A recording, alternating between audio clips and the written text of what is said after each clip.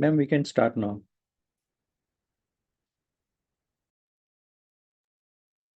Good evening and welcome you all to this lovely day and today's session. Today, we are here to discuss on the topic of diagnostic conundrums of dry tap and bone marrow procedures. Firstly, I would like to begin this session by thanking Dr. M.B. Agarwal sir for giving us this opportunity and this platform where we can come up and discuss ideas and discuss these wonderful topics. I would also like to welcome and thank our today's moderator, Dr. Amit Khurana sir. He is a highly skilled and experienced hemato-oncologist with a decade of experience in this field. And he also has a fellowship in bone marrow transplant, hematology, clinical hematology, and he's an expert in managing hematological and hemato-oncological patients. Also, Dr. Amit Khurana sir is experienced in performing bone marrow aspiration, bone marrow biopsy, and other hematological procedures. Thank you, sir, for giving us your time and this platform. Now, moving to our today's guest speaker, Dr. Neha Kamble, for which I would like to request Dr. Amit Khurana to please take this session forward and introduce our guest speaker for today. Thank you, Vastavikta, for the kind words. Thank you so much, sir. Let me share the screen.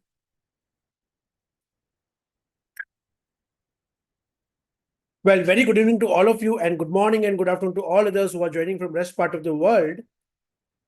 Today, our guest speaker for the day is Associate Professor Dr. Neha Kamble from Pune, and she's going to lecture us on diagnostic conundrums of dry tap in bone marrow biopsy procedures. This webinar, as usual, is brought to by Mumbai Hematology Group, supported by INTAS, and managed by Perfect Square. I thank Mr. Arun Hegde, Mr. Manoj Kumar and the team from INTAS, Mr. Yash, Mr. Kalpesh and the team from Perfect Square, Executive Committee of Mumbai Hematology Group. Our guest speaker for the day, Associate Professor Dr. Neha Kamble from Pune. All our discussants who are themselves very eminent hematologists as well as medical oncologists, and you participants for sparing a Saturday evening, morning or afternoon from whichever part of the world you're logged in. Tomorrow, that is Sunday, 4th of May 2025 from 11:30 a.m. Indian Standard Time and 7 a.m. UK time, we have Professor Dr. Andrew Davis from Southampton, UK, speaking to us on double and triple hit lymphoma, all you need to know in 2025. Let me introduce our discussants for the day, and they are displayed here in alphabetical order. I'll just stop for a while for you to have a look at all our discussants for the day.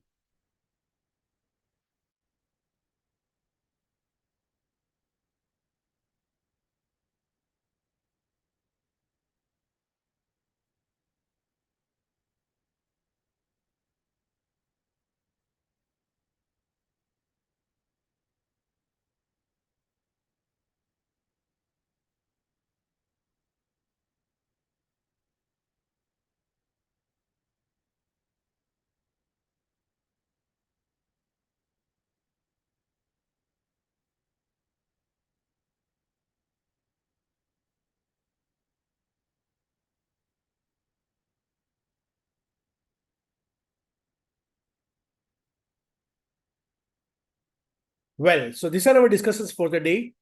And now it's the time to introduce our guest speaker for the day. We have with us no other than Associate Professor Dr. Neha Kamble from Pune.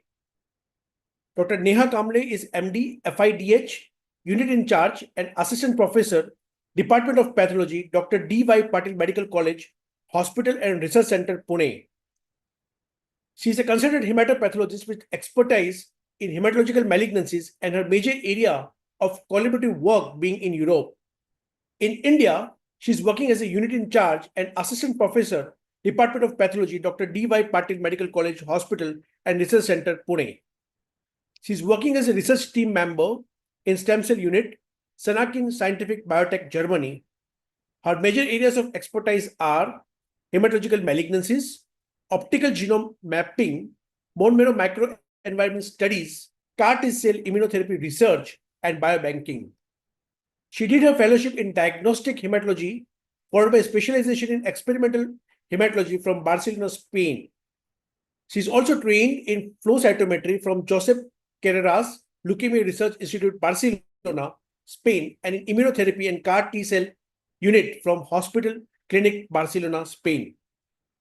She has an integral role in setting up meniscal tissue biobank for the novel meniscal transplant project in India in collaboration with Quirón Hospital, Barcelona, Spain.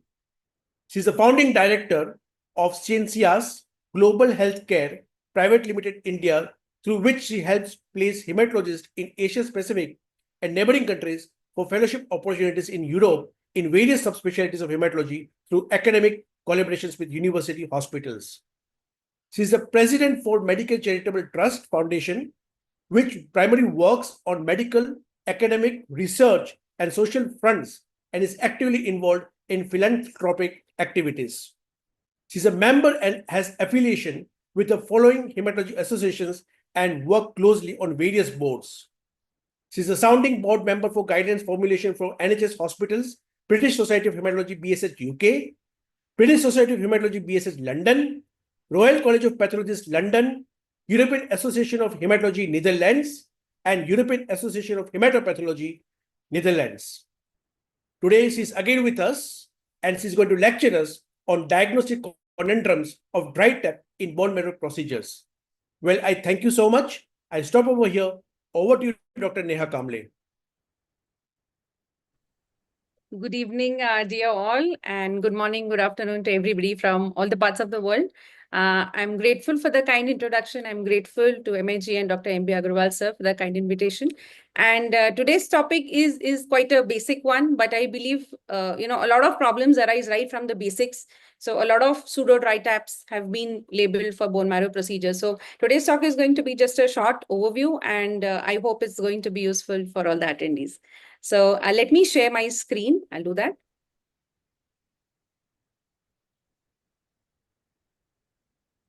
Yes, so hope I'm visible right now, my screen. Yes, perfect. Please go ahead.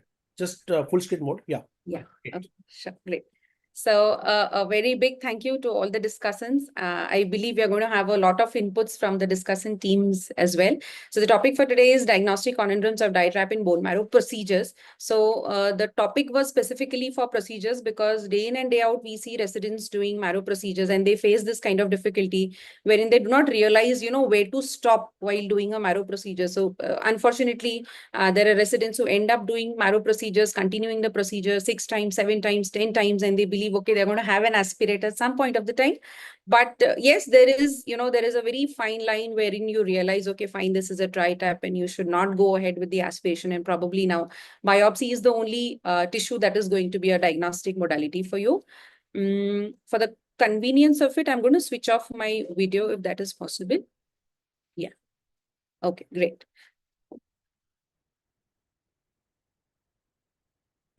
So a lot of pathologies or a lot of bone marrow, microenvironment plays a lot of role in all of the bone marrow disease disorders and hematological disorders.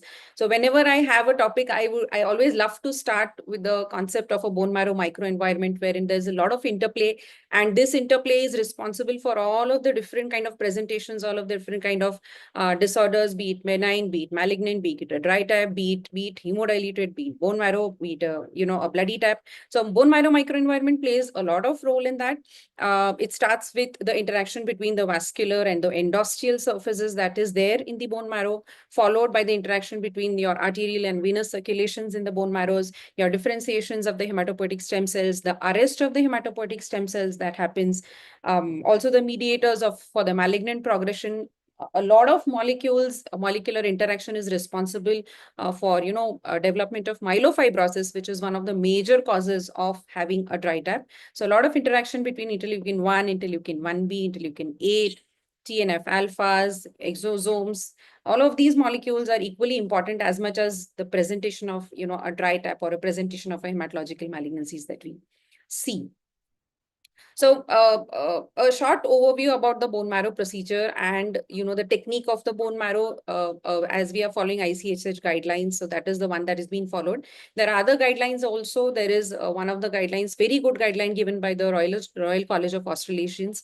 It's a very concise, I believe a 30-40 page document which is available online as well. So attendees can surely go through that document, can surely go through ICHS guidelines, and they very clearly mention as to how not only the procedure, the pre-procedure guidelines that should be followed, starting from interacting with the patient, a detailed clinical history, counseling the patient for a bone marrow procedure, telling them in detail as to how the procedure is going to go ahead, to eliminate the a factor of anxiety, which is very common because the patient moves a lot during the procedures. So unfortunately, I believe in major settings, a minor OT procedure is not possible, because for a public hospital wherein, money and finances is a major issue, taking in every single patient for a minor OT procedure for a bone marrow is really not possible. So majority of the cases that at least we do in our setup is quite a lot of times on local anesthesia, maybe midas at times if the patient is very pain sensitive, and probably, an option of minor OT if somebody, from the private setup, if they want to go ahead with that. But majorly, a lot of procedures are done under local. Anxiety is one of the biggest factor for a successful bone marrow procedure. So starting from the indications for a bone marrow examination, as we all know, the indications could be due to unexplained anemias, abnormal red cell indices, cytopenias or cytosis, investigation of abnormal peripheral blood smear morphology, maybe some bone marrow pathology, for the diagnostic, for the staging or follow-up of malignant hematological disorders, leukemias, as we all know, MDS, as we all know, CMLs or myeloproliferative disorders, lymphomas, a whole lot plasma cell disorders, amyloidosis, investigation of suspected bone marrow metastasis. So quite a lot of times metastasis, we had a few patients, who were unfortunately labeled as multiple myelomas. They were being treated for multiple myelomas. However, they ended up having just breast metastatic malignancies because probably, the cell clusters, maybe they were too singular. They look like plasma cells. So these things happen in cases wherein, you have you do not get enough aspirate, and then you rely on a bone marrow biopsy only for a diagnosis. Unfortunately, this is very unfortunate, but it happens.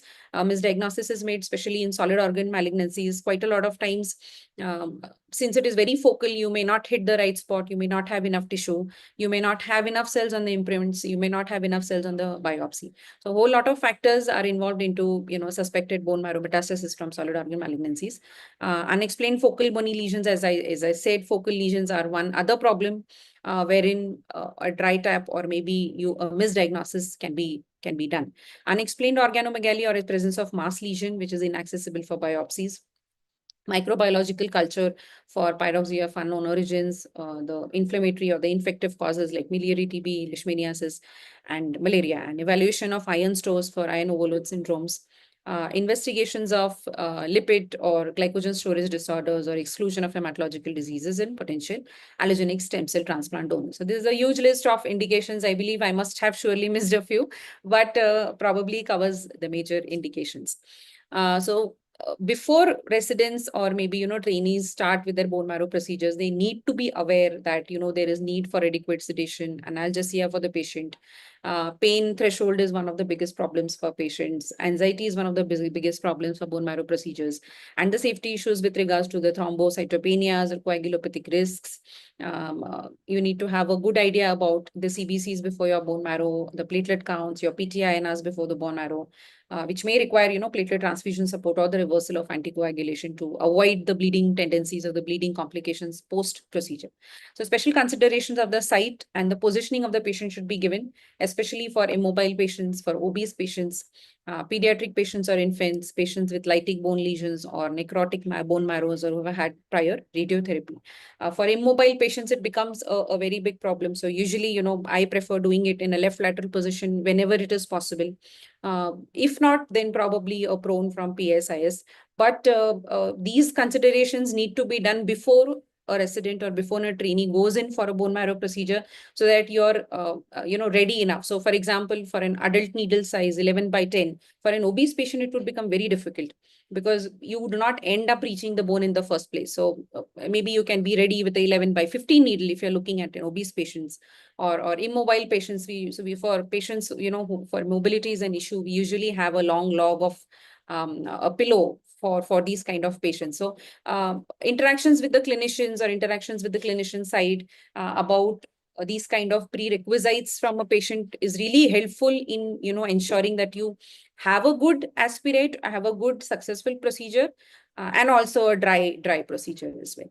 So procedure should be explained in detail to avoid anxiety-associated technical issues. Past clinical history should be obtained, any allergies or comorbidities documented, or any pre-medications explained. So a very few, like these are very rare complications, but then we've had few patients who had allergy to the local anesthesia that was given, who had episodes of epilepsy in between of a procedure because of anxiety. So these kind of episodes become very difficult to manage at the last moment, but they do happen. So a little workup of the patient, little maybe warm up with the patient is would be really grateful for all the trainees. Informed consent, surely first and foremost thing, informed consent has to be there before you put in even a local anesthesia or even a needle to the patient. So informed consent for diagnostic and non-diagnostics both. So for institutes where research is done, tissue biobanking is done, or for quality assurance, you're going to use that samples. So that kind of consent documentation has to be there. Blood counts and PBS examination within the last 2 days should be there. A finger prick sample can also be taken, especially for cases wherein, there is, for cases of leukemias where ALLs, commonly you are seeing, a packed marrow, hypercellular marrow, and then a dry tap, and then periphery showing a few cells. So finger prick may be a little more useful to have a better visualization of these few cells. So the anatomic site, posterior iliac crest site is the most preferred. But if the patient is immobile, it is absolutely not possible to move. Anterior iliac crest can also be used. Medial tibial surface for infants. And sternal site, I am not too supportive of a sternal site, because can be done in emboli or radiotherapy patients, but then only aspirate, not a biopsy. And for aspirate also, you need to have that kind of expertise wherein you're not crossing the line and you're not causing any cardiac tamponades, especially for patients for plasma cell myelomas or osteoporotic conditions wherein you can go through and through. So sternal biopsies is the last possibility or the last option that I would consider, especially hello. So if you're seeing any Okay. So if you're seeing any focal masses or focal involvement, maybe a radio guided biopsy can be done. But yes, the first option would never be a sternal site. So procedure, depending on okay. The procedure depending on your preference, either PMA.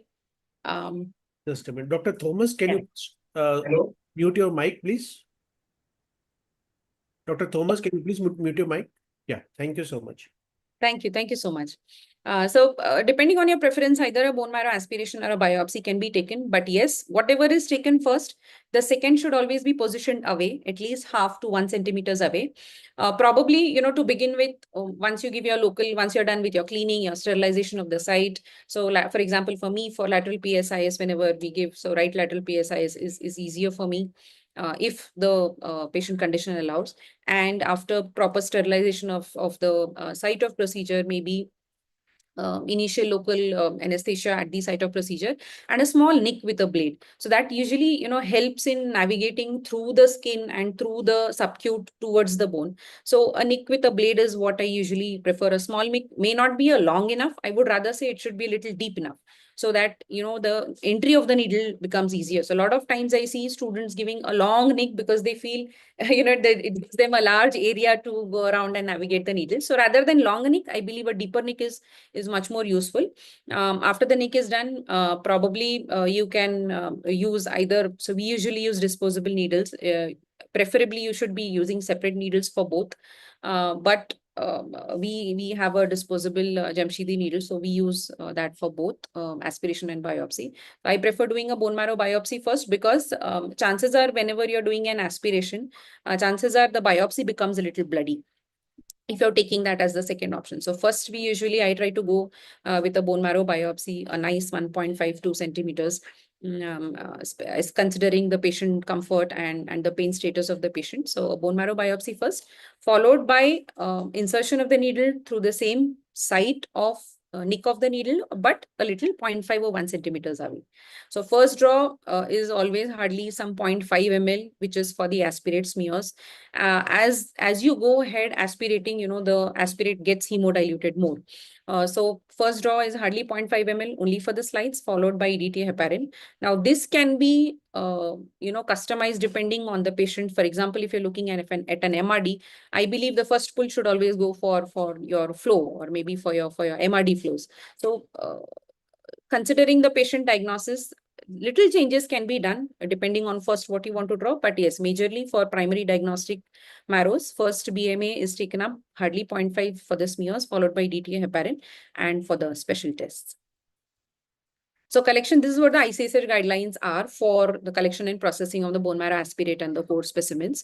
So starting with the aspirate smears, minimum 6 smears should be made from the 0.5 cc's that you're first taken in, wherein you are very sure that you are having particles on that. So before making the smears, please be very sure, residents, trainees should be sure if they were actually in the marrow or not. Do they actually have aspirate particles on the smear or not, followed by the smearing. So smearing can be the routine smearing that you do. You pick up the particles from your glass slide, and then you put it on the other one, and then you smear with a 30-degree angle with the other beveled edge of the other slide. So 6 minimum smears from the aspirate. Squash can be made around maybe 3 to 4 slides out of the same material. And clot, if at all you get, it should be taken. So we usually take aspirate, we take biopsies, we take imprints, we take clot, we take squash as well. So we take as much as material that can be taken in. Aspirate can then, the specialized samples can be taken for flow cytometry, molecular genetics, cytogenetics of fish.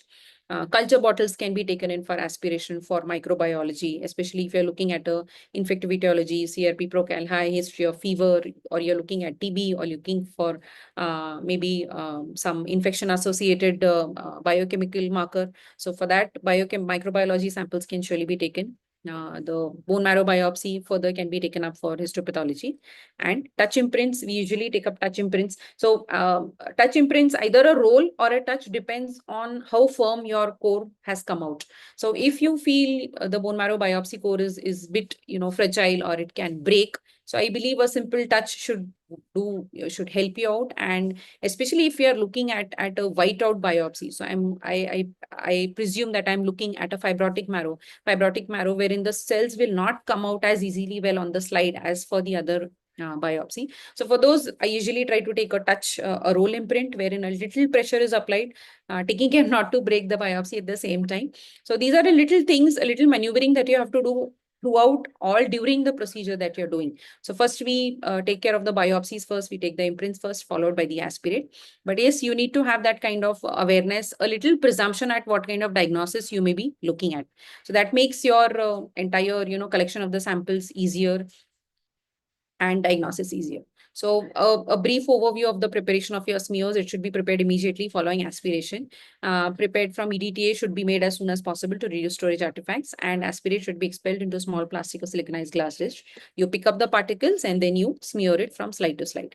A glass spreader can be used, and a minimum of 6 and 2 particle squash crush should be made. And surely we are going to talk about the dry taps wherein you do not have any aspirate at all, but this is what I'm talking about, the general ICSH guidelines that have been given up. So a squash, a drop of bone marrow can be used, and you cross the slides on top of each other. So with the weight and the gravity, the particles get separated and you get a squash smear. So the slides are drawn apart in the direction along the long axis of the slide. And finally, you label the slides well. So labeling should have your name, your identifier number, and your date of the bone marrow procedure. So preparation of particle clots is also equally important. There have been times where we could not have enough cells on the aspirate, but then the clot somehow had a lot of cells, which helped us in the diagnosis. So it provides additional information, can be made with a biopsy if not taken, or one suspects that the biopsy was not adequate. So especially if you're looking, if we cannot taken around 1.5 centimeters, clot are very much useful in these kind of scenarios. So the clot is dropped into a tube containing appropriate fixatives, similar that with your biopsy specimens, and processing is the same that is for the biopsy specimens. It can be used for the assessment of bone marrow cellularity, megakaryocyte morphology, or tumor infiltrates complementary to a biopsy specimen. So clot in general or in solitary cannot be reported. It always has to be with your aspirate if you have, or with your biopsy surely. And can also be used for immunohistochemistry or fish. I believe a lot more failures are there with a clot ISC or a clot fish. But surely if the discussants have had a better experience, I would love to hear that. And an important advantage of particle clot is the lack of decalcification associated nucleic acid or protein damage. So the clot section should be reported as for the bone marrow biopsy specimens. So reporting is usually, there's a lot of confusion amongst the student exactly where should we start the reporting with. So I always tell them reporting has to start from your particle, the trails from your particles, because what they do is they start from the edges of the smears or the edges of the entire smear on the slides, and then they find it absolutely differential, as good as on the peripheral smear. So areas of well spread marrow cells in the cellular trails behind the particles are selected for assessment for a higher magnification for morphological assessment, including cytological details, parasites also, or cell inclusions. So squash preparation is also useful for assessment of cellularity.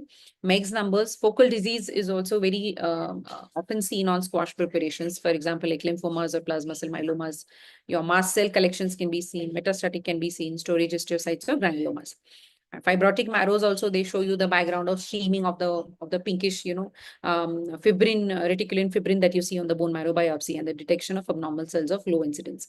So here, while reporting, nomenclature should be very strictly followed. So for example, whenever you're reporting, you have to mention if it's a bloody tap or a peripheral blood. So bloody tap is in the absence of particles, megakaryocytes or other hematopoietic precursors. But yes, for mentioning a bloody tap or a peripheral blood, you should be very sure that you were in the marrow and not along the periphery or maybe just on the surface, or you went tangential.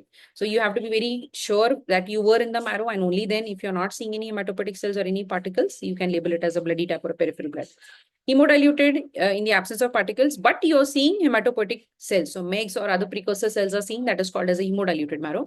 A dry tap is what we were going to discuss today, that the failure to obtain bone marrow on attempted marrow aspiration. Dry tap has commonly been ascribed to faulty technique. So quite a lot of times dry taps is because of faulty technique. So you cannot label a dry tap till you do not have a multiple attempt, right? So multiple, I do not mean around 7 to 10 attempts, but yes, a good enough 2 to 3 attempts when you know your needle is very much in the medullary cavity and you do not have anything, it can surely be labeled as a dry tap. So attempted marrow aspiration is very important when you have to label a single go and come out cannot be labeled as a dry tap. And in the presence of particles with absent or very reduced cellularity, only a qualitative description should be provided. Usually, stay away from giving detailed descriptive or a detailed differential counts on smears where we are having very less particles or very reduced cellularity, because quite a lot of times it may give out a very wrong impression. So a bone marrow aspiration report as per ICSH guidelines should include all of these. In case of a dry tap, surely it becomes just a descriptive this thing that maybe the aspiration could not be collected, or it was a dry tap due to so-and-so pathology or so-and-so technical error, or maybe the patient was cooperative and things like that. So dry tap does not always mean there is a pathology. There could be other confounding factors as well. So basic thing, I believe all of us know that name of institution, your ID numbers are very important. Your pre-analyticals are very important. Your physician, your requesting doctor, your date of the procedure is very important. Your clinical history, your indication for a bone marrow examination, and aspiration is taken or trephine biopsy is taken. That also can be mentioned. The anatomic side, I believe majority, all of us follow these guidelines. All of us report on these lines. So I believe nothing much to say on this. But yes, it is very good to report. We report on these lines, and we do not give WHO classification or disease codes. Disease codes are not given on our side, but yes, we do give WHO classification wherever relevant. So then we switch on to the bone marrow biopsy. So it may be performed either before or after aspirate, depending on your preference and your convenience.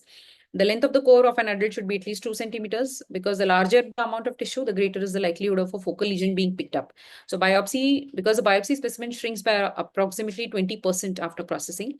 So a good enough 1.52 centimeters really gives you a good tissue. When the core specimen has been obtained, a blunt stylet is inserted to the distal end. So this we see very commonly, that the stylet is inserted from the opposite side. So what happens is the tissue or the biopsy gets crushed when it is taken out from the distal end of the biopsy. So you have to take it from the side where your handle is. The specimen should be handled gently to avoid crush, artifact, and distortion. We usually all do that. And touch improvement should be made from the biopsy prior to placing in a fixative. And they're especially important if they are a dry tap on bone marrow aspiration. So fixation is neutral buffered formalin for around minimum 6 hours. Other fixatives can be used. We have a whole lot. Everybody, I'm sure, must be having a different fixative as at their institutions, and minimum 1 hour to 24 hours. So a lot of technical stuff. And neutral buffered formalin with EDTA decalcification gives adequate morphology, preserves your antigens for IIC, nucleic acids for molecular studies. So this becomes very important, especially for cases for a dry tap, wherein now you only have a biopsy to give your diagnosis. Decal, as we've already covered. So processing of the biopsy specimen, histopath processing, the routine that we do. So recommended thickness is 2 to 3 microns, and at least 6 sections should be taken at 3 levels, about 25, 50, and 75. But I want to add a disclaimer here that care should be taken, especially if you're looking at a case of lymphomas. We do not want to take extra or excessive sections. If on the first section you're seeing those lymphoid cells, those collections, paratrabecular, intertrabecular, or focal aggregates of those kind of lymphoid collections. So I believe let's preserve the biopsy for ISC or maybe ancillary testing that can be done on that tissue. So this is different on different patients, but for lymphomas, I personally do not prefer taking a lot of sections. So maybe just one section for HNE if it's good enough.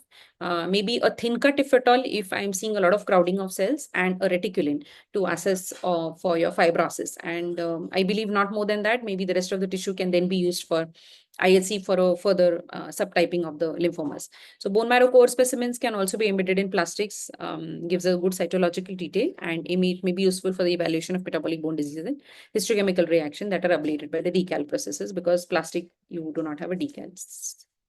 So staining of sections by HNE sections and GIMSA may be helpful for identifying plasma cells. We know all of this. And section may be stained for reticulin by the silver impregation method. So 2 to 4 sections should be reviewed routinely. I am not too supportive of that, but fine. It's different for different patients, different for different diagnoses. Care to be taken to preserve tissue for special test always and always, especially for cases of dry taps where you only have a biopsy to rely on for diagnosis. Lymphoma staging in cases of suspected metastatic infiltrates, chance of detecting a focal are increased if more sections are reviewed. So this line applies for cases wherein there is a strong clinical suspicion of a metastatic malignancy or a strong clinical suspicion of a lymphoma, and for the first sections you're not seeing those kind of cells. So I would want the trainees to correlate this with your imprints. So quite a lot of times the imprint show you a background of bare nuclei, the imprint show you a background of these lymphoid cells. So I believe before for my team, before we go on to a biopsy, the imprints are very much helpful for us to have maybe a preliminary diagnosis or a differential diagnosis of around 2 or 3 to confirm it on the bone marrow biopsy. Because there's a lot of time you need to give some provisional to the clinician if at all there is it is an emergent diagnosis. So imprints are really helpful. Instead of waiting for the 3 days processing for your biopsy, have a very good look at your imprints, have a very good roll imprints, have a very good touch imprint, and probably that gives you a very good idea of what you can predict on your bone marrow biopsy after processing. So also one more thing, that intertrabecular spaces adjacent to the cortex are frequently hypocellular, particularly in the elderly, and they should not be used in the assessment of cellularity. So what do you have to see on low power? What do you have to see on high power? It just mentions that, and your reticulin grading on the bone marrow biopsies, your modified Bohr-Muster grading system, and your European consensus for the grading of bone marrow fibrosis. So these we routinely do. So supplementary investigations, IHC can be maybe required, and I believe becomes the mainstay for these kind of, especially for cases of dry taps. For the determination of lineage and differentiation stage of normal or abnormal cells or cellular infiltrates, detection of low level of minimal residual disease, and monitoring a specific cell phenotype if at all you're looking for that, and assessment of extent of disease and focal diseases, your disease classification, markers of prognosis, and determination of clonality and disease monitoring. Congo red for amyloid, Ziel-Nielsen for acid-fast bacilli, Gomery's methenamine silver for fungi, and PAS for carbohydrates. So if the aspirate is a dry or aparticulate tap, sections may be stained with Prussian blue to assess storage ion. However, we need to remember that decalcification affects your storage and sideroblastic ion. So if possible, if your imprints is having enough amount of cells, or maybe a few particles have come out on that, ion can surely be done on an imprint. But yes, if you do not have that option, if you're doing ion on your bone marrow biopsy, always be very aware of the decalcification losses of the ion that happen. Again, ICSH guideline for the bone marrow by Trefine report. preliminary details are the same. Your pre-analytical things, then your indications for the bone marrow, the aggregate length, your adequacy, your percentage and cellularity. So percentage cellularity, I would want to say trainees should always remember it is different for different ages. So it is age-adjusted cellularity that is there on aspirate. It is age-adjusted cellularity on biopsies. Your bony architecture you should be able to give. You should be able to say if the bony trabeculae have thickened or they have not, they have thinned. So that kind of detail should be given about the bony architecture as well. The location, morphology of your hematopoietic cells, your abnormal cells or infiltrates, your reticulin staining, IHC if done, histochemistry if done, and other investigations like FISH or PCR if done. That can also be done. So now we come to the main gist of today's talk, the causes of the dry tap. So as funny as this image is that, but dry tap is a very difficult, especially for training, is a difficult entity to put your finger on for residents because they are not sure if they are actually in the bone or they are actually in the medullary cavity if they have gone tangential. So I believe the first and foremost thing I always tell the residents is you need to be perpendicular to the bone and not to the skin. So quite a lot of times residents have an aim of being perpendicular to the skin. So there are a lot of factors wherein your needle is maybe perpendicular to the skin but may not to be the bone, because there are factors like obesity, there's a lot of subcute fat and things like that. Maybe some trauma, history of trauma wherein the bone placement has changed. So those things carry a lot of importance wherein your entry site of your needle carries a very important a vital role. So always do not be perpendicular to the skin, try and be perpendicular to the bone. And that becomes very easy because what happens is once they are perpendicular to the skin, but however they are tangential and they just, slide along the surface of the bone. When they try to slide along, it is much more painful for the patient because the periosteal nerves are irritated. It becomes a lot more painful for the patient. So one clue for the students, for the residents to remember is if you're going in and just when you're about to enter, before you enter, you feel your needle is moving and the patient complains of a lot of pain, try to always think that probably you're just sliding along the periosteal surface and you're not going through and through the bone. So that is one of the hints that I usually see whenever I'm doing a procedure. So if the patient is complaining of a lot of pain, even before I have crossed the bone, that means probably I'm going tangential to the surface. So these are the major causes of dry taps. Hematological malignancies, the major causes, as we all know, hypercellular marrow, packed marrows. It becomes a huge problem because then you again have to rely on a bone marrow biopsy or imprints for your diagnosis. Benign hematological disorders like storage disorders and your aplastic anemias at times, they just give you blood. And nutritional anemias. Faulty techniques is also one of the major factors for a dry tap, and non-hematological disorders, as we already saw like solid organ malignancies. And miscellaneous, maybe the patient is not, the patient has moved during the procedure or the patient is not cooperating. So starting with hematological malignancies, nothing too new to tell about this, but yes, pathology which is usually associated either with marrow fibrosis or hypercellularity. So not necessary every hypercellular marrow will be a fibrous marrow. So hypercellular marrow may not have increased fibrosis. So that students need to have a clear idea about that. Not necessarily every hypercellular or packed marrow will show you a lot of marrow fibrosis. So it can be either solitary marrow fibrosis, either solitary hypercellular marrow. It could be both together, hypercellular with a fibrotic marrow. So leukemias, chronic myelogenous leukemias, and hairy cell leukemia, idiopathic myelofibrosis, very common causes of myelofibrosis wherein there are evidences of a dry tap. So the first image shows you the myelofibrosis that you see.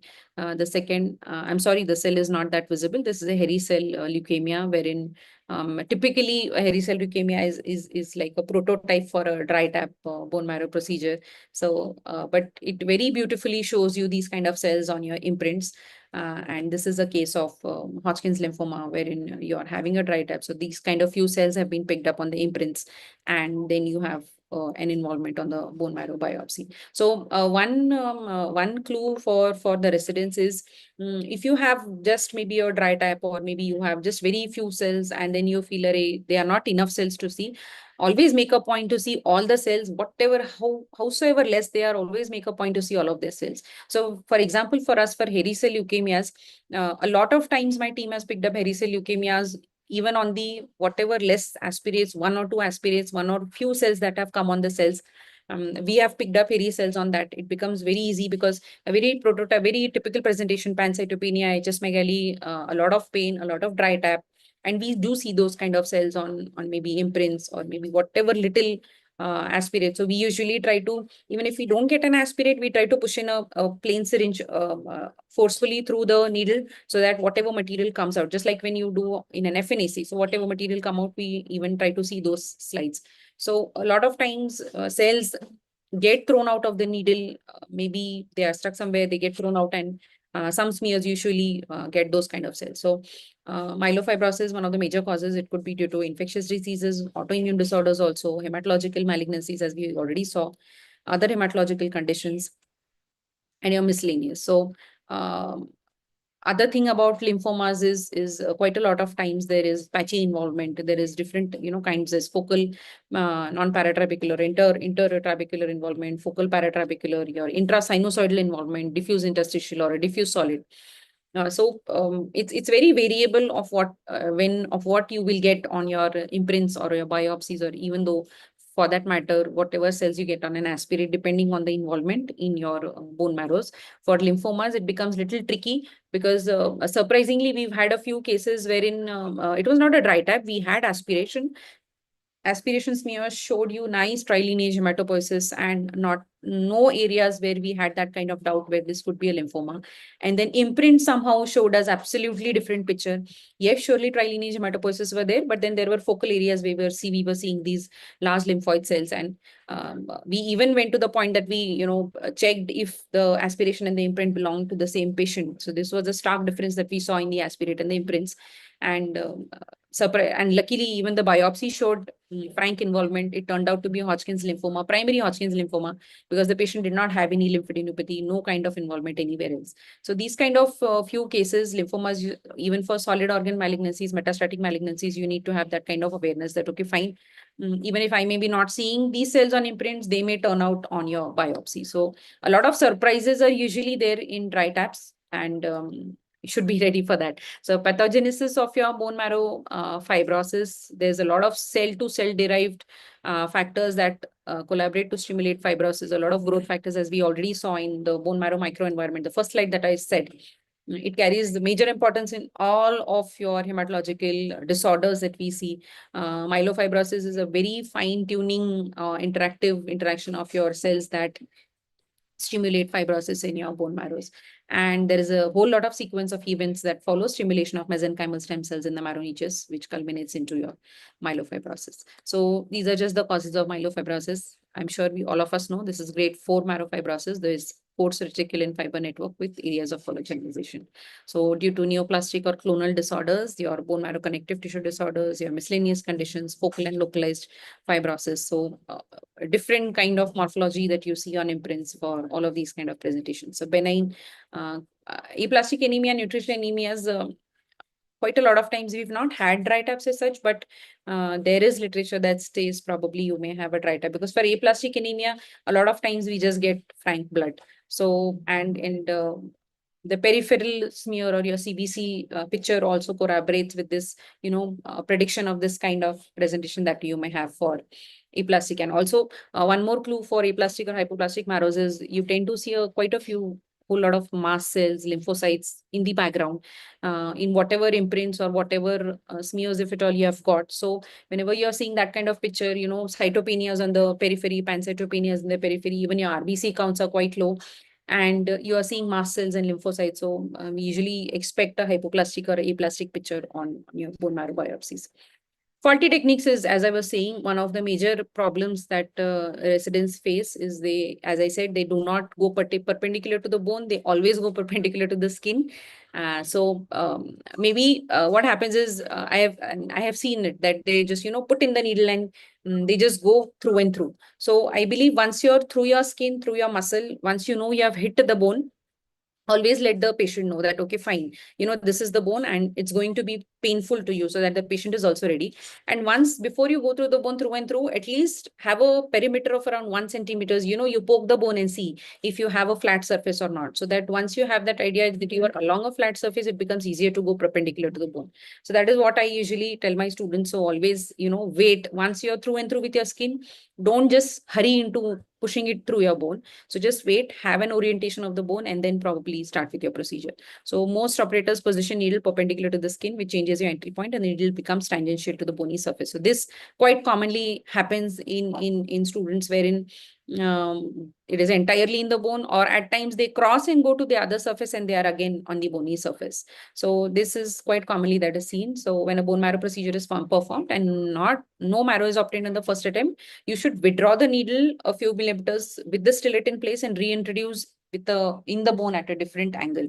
So multiple attempts, I do not mean just take out and then go again. So you do not have to remove your stillet. You have to put in your stillet again, take it out, go in through the same incision site, change your biopsy entrance and go in at a different angle.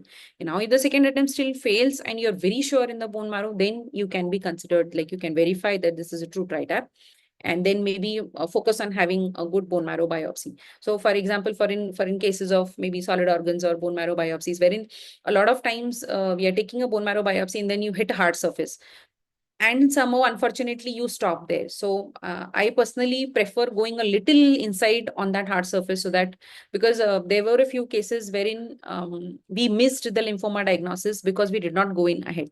So a few residents did it and then they thought maybe this is you shouldn't go ahead, and they did not, so we could not have the focal involvement. But when a repeat procedure was done, and so we tried to go in deeper through the harder surface, when you feel, okay, fine, you shouldn't go, I believe a little, maybe 0.5 cc's, you should surely go and try to take that bit also, because quite a lot of times that is the area which is your target area, where that is the area wherein your malignancy or your metastasis focus sits. Non-hematological disorders like breast, GI, prostatic, melanoma. So lovely image from ASH.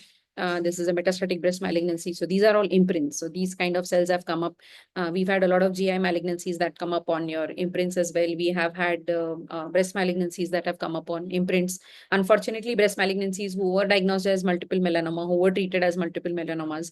So very thorough evaluation of your imprints is necessary. Don't just rely on your biopsies, because biopsies take time to process. Biopsies take time to come. So if you want to have a provisional, go through all of your imprints that you have. So now, how do you navigate the diagnosis?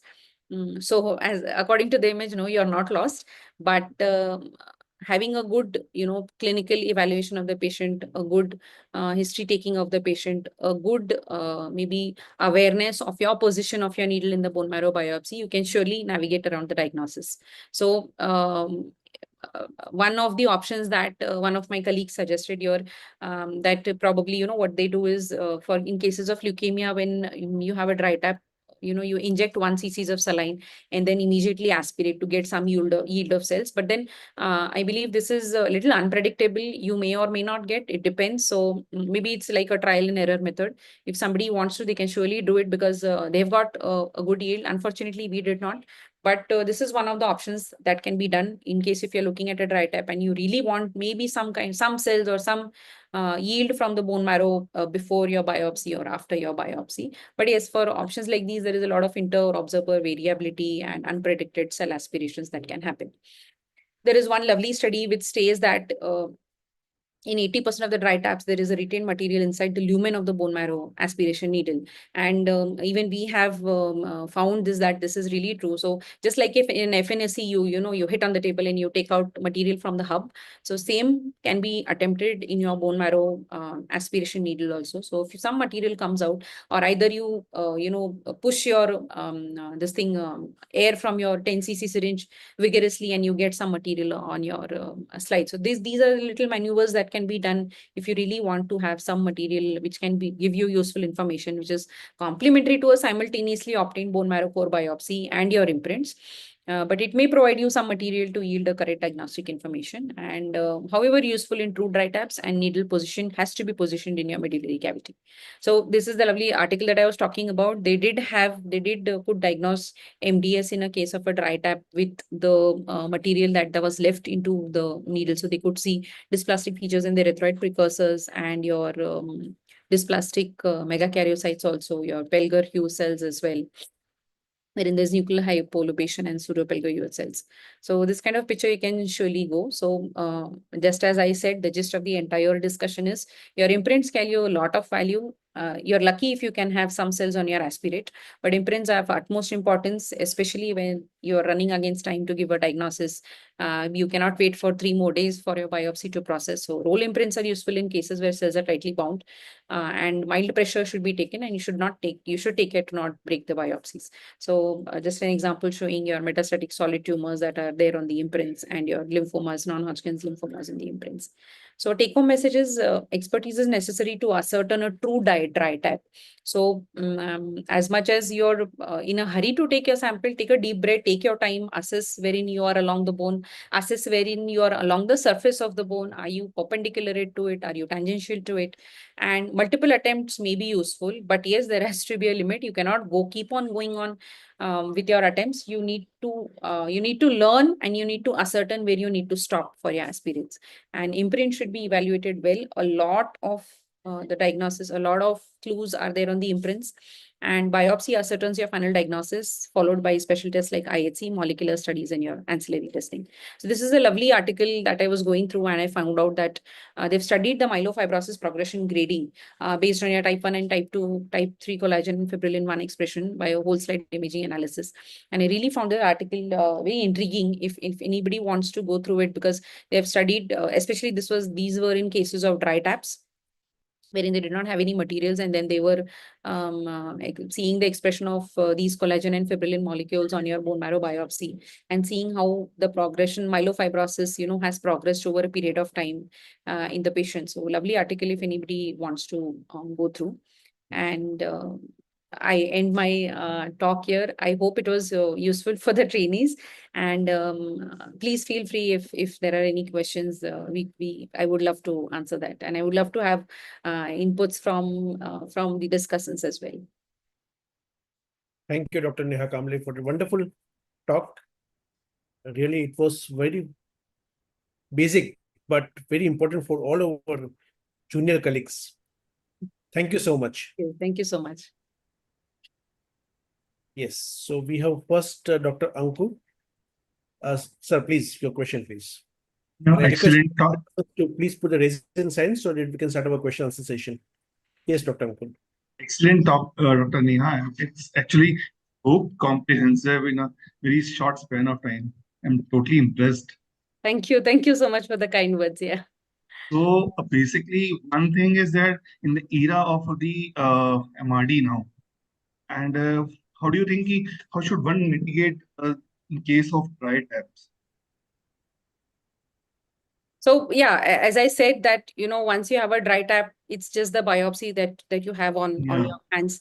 And IHC, a very good processing for the IHC, a good staining for the IHC, and a good interpretation of the IHC is equally important for your MRD. Secondly, one of the options that I said that probably if that works for you, maybe you can push in some saline during your aspiration and try to get out a few cells. But the other problem with that would be about the yield of the cells. Secondly, about how many of these cells can, pass through the processing for your flow cytometry, how many of these cells you lose all through the flow cytometry. I believe this could be one of a study that can be done wherein you can correlate the two as to, what kind of yield you get and what kind of IHC interpretation do you have. But yes, it becomes tricky, but I believe a good IHC interpretation, a good panel, and knowing the primary diagnosis, and knowing if the patient has had relapses previously, and also being aware if we are looking at a change of phenotype, if at all. There have been cases where, B cell ALL transforming into ETP ALL on MRD. So I believe a little awareness about in what direction the disease can go, it can surely be helpful. Yeah, why actually I asked that, because recently we had a case of a TALL. Now in that case, though aspiration was not like a dry tap, the MRD also came negative and significantly negative. The aspirate also showed increase in the blast. But in the bone marrow biopsy, we had in the IC, particularly in the one ID space, I could able to find out in the histomorphology also blast, and that was confirmed through IHC. So that point, one should the trainees, the PG should take into account that we should get the IHC also done even when the MRD is coming negative, because you never know. And I'm just crossing my finger of what happens to the patient, because as such, it was a cellular tap, but MRD was still negative. But one of the IT spaces showing a lot of increased, with a significant increased number of those immature cells confirmed by the TDT, CD34, CD10, and so. And second point is that basically what I've experienced in a heparin sample for the post cytometry, though it has a significant advantage of that we can keep for at least 48 hours, we can run after 48 hours. The only thing is that it is written in the articles also that EDTA is preferred for the morphology and for conserving the antigens over the surface, and especially the cytoplasmic antigen. Thanks a lot, and thanks a lot for such a nice lecture. Even my experience of 10, 11 years, but I have learned a lot from yours. So thank you. Thank you so Absolutely. much. Thank you so much. Thank you. Thank you. Thank you so much. There are some few questions. Yeah, Dr. Satish Kumar. Yeah, thank you, Dr. Neha, for that lovely talk. Some basic questions. So you said whenever we have to draw a sample for MRD, it's better to collect the sample for MRD and then make smears. Did I understand it correct? Yeah, so for MRD, especially if you are expecting a positive MRD, I would not want to waste the samples on smears. So I would want to take the first pull into for your EDTA for MRD analysis, EDTA heparin, followed by that probably a half cc for my slides, because if a lot of times clinically even the clinician suspects that we are looking at an MRD, and it's just a confirmation on MRD flows that we are going to have. So I believe especially that's what I said. So you need to tailor it according to what kind of diagnosis you're looking at. But for MRDs, I would always suggest taking in samples for an MRD flow first rather than putting in on your slides, because there are chances, just like Dr. Ankur said, there are chances we did not see it anything, you did not see it on MRD also, but then somehow the biopsy had a focus. So the same thing may happen with your aspirate samples also. So for MRDs, I would not personally, I would not want to put on the samples first on your slide. I would always want to take it for MRD flow. 1 ml should be enough. The first pull, 1 ml for flow or MRD. 1.5 ml should be more than enough. Absolutely. Especially if you know you have positioned your needle well, you know you're in the medullary cavity, and after your pull, whenever you're taking on your slide, you can see particles on your slide. So that is one more confirmatory. Okay, fine. Whatever EDTA sample you have taken, you are well within the medullary cavity. You have well within taken out aspirate. So even a simple, examination of EDTA tube will let you know if you have had enough particles or not. So that kind of correlation for MRD samples, I believe, should be done, because what happens is you take a first pull, unfortunately, it is hemodiluted. And when you see your smears, you realize, oh, fine, I've given an hemodiluted. So just a quick correlation at the spot, if you can do, that would be really, really helpful. If you're not seeing enough cells, even after a 1.5 pull, you should have some particles for your slides also. So if you're not seeing particles on your slide, surely you do not have enough on your aspirate. So probably a repeat pull is what I would suggest. Right, Dr. Neha. The second issue is sometimes the sample just gets clotted. Every time we pull out, it's clotted, even though the technique is correct. So sometimes we just heparinize the syringes and try that, remove the aspiration needle, push heparin in the syringe. Is it the right way to do it? Honestly speaking, I would want to ask, like, do we have an idea of seeing about your PTINAs before you start the procedure? So for myelomas, I can absolutely understand. No matter where PTINAs, it is going to clot, and it clots a lot. But then you can make a diagnosis even with that clotted sample. But for other cases, for my unit, we usually have a look at the CBCs. We usually have a look at the PTINAs, platelets, before we start a procedure. Within the last 2 days, we do have those values. If the PTINA is a little deranged, we ask the clinicians to maybe take care of it. And then we try to do that procedure. But yes, for clotted samples, that becomes a big problem. And I believe after you are done with your flow, only you realize if you have had enough cells on those clots or not. Maybe as a correlation to that, you can have a look at your slides at the same time. So along with the clots, you do have the target population also. Right, collecting the samples for flow and the cytogenetics. Yes. Somehow you get little sample for the smears, but then when collecting every time they say it's clotted. So that becomes an issue. Yeah. So one point I would want to add this is, for example, it's a primary diagnosis, and if you have taken just 0.5 cc's for the aspirate. So for primary diagnosis, first should always be for your slide. So 0.5 cc's after you're done, a lot of times what I notice is you leave the needle open. So what you do is you take a plain syringe and you attach it and you close off the needle.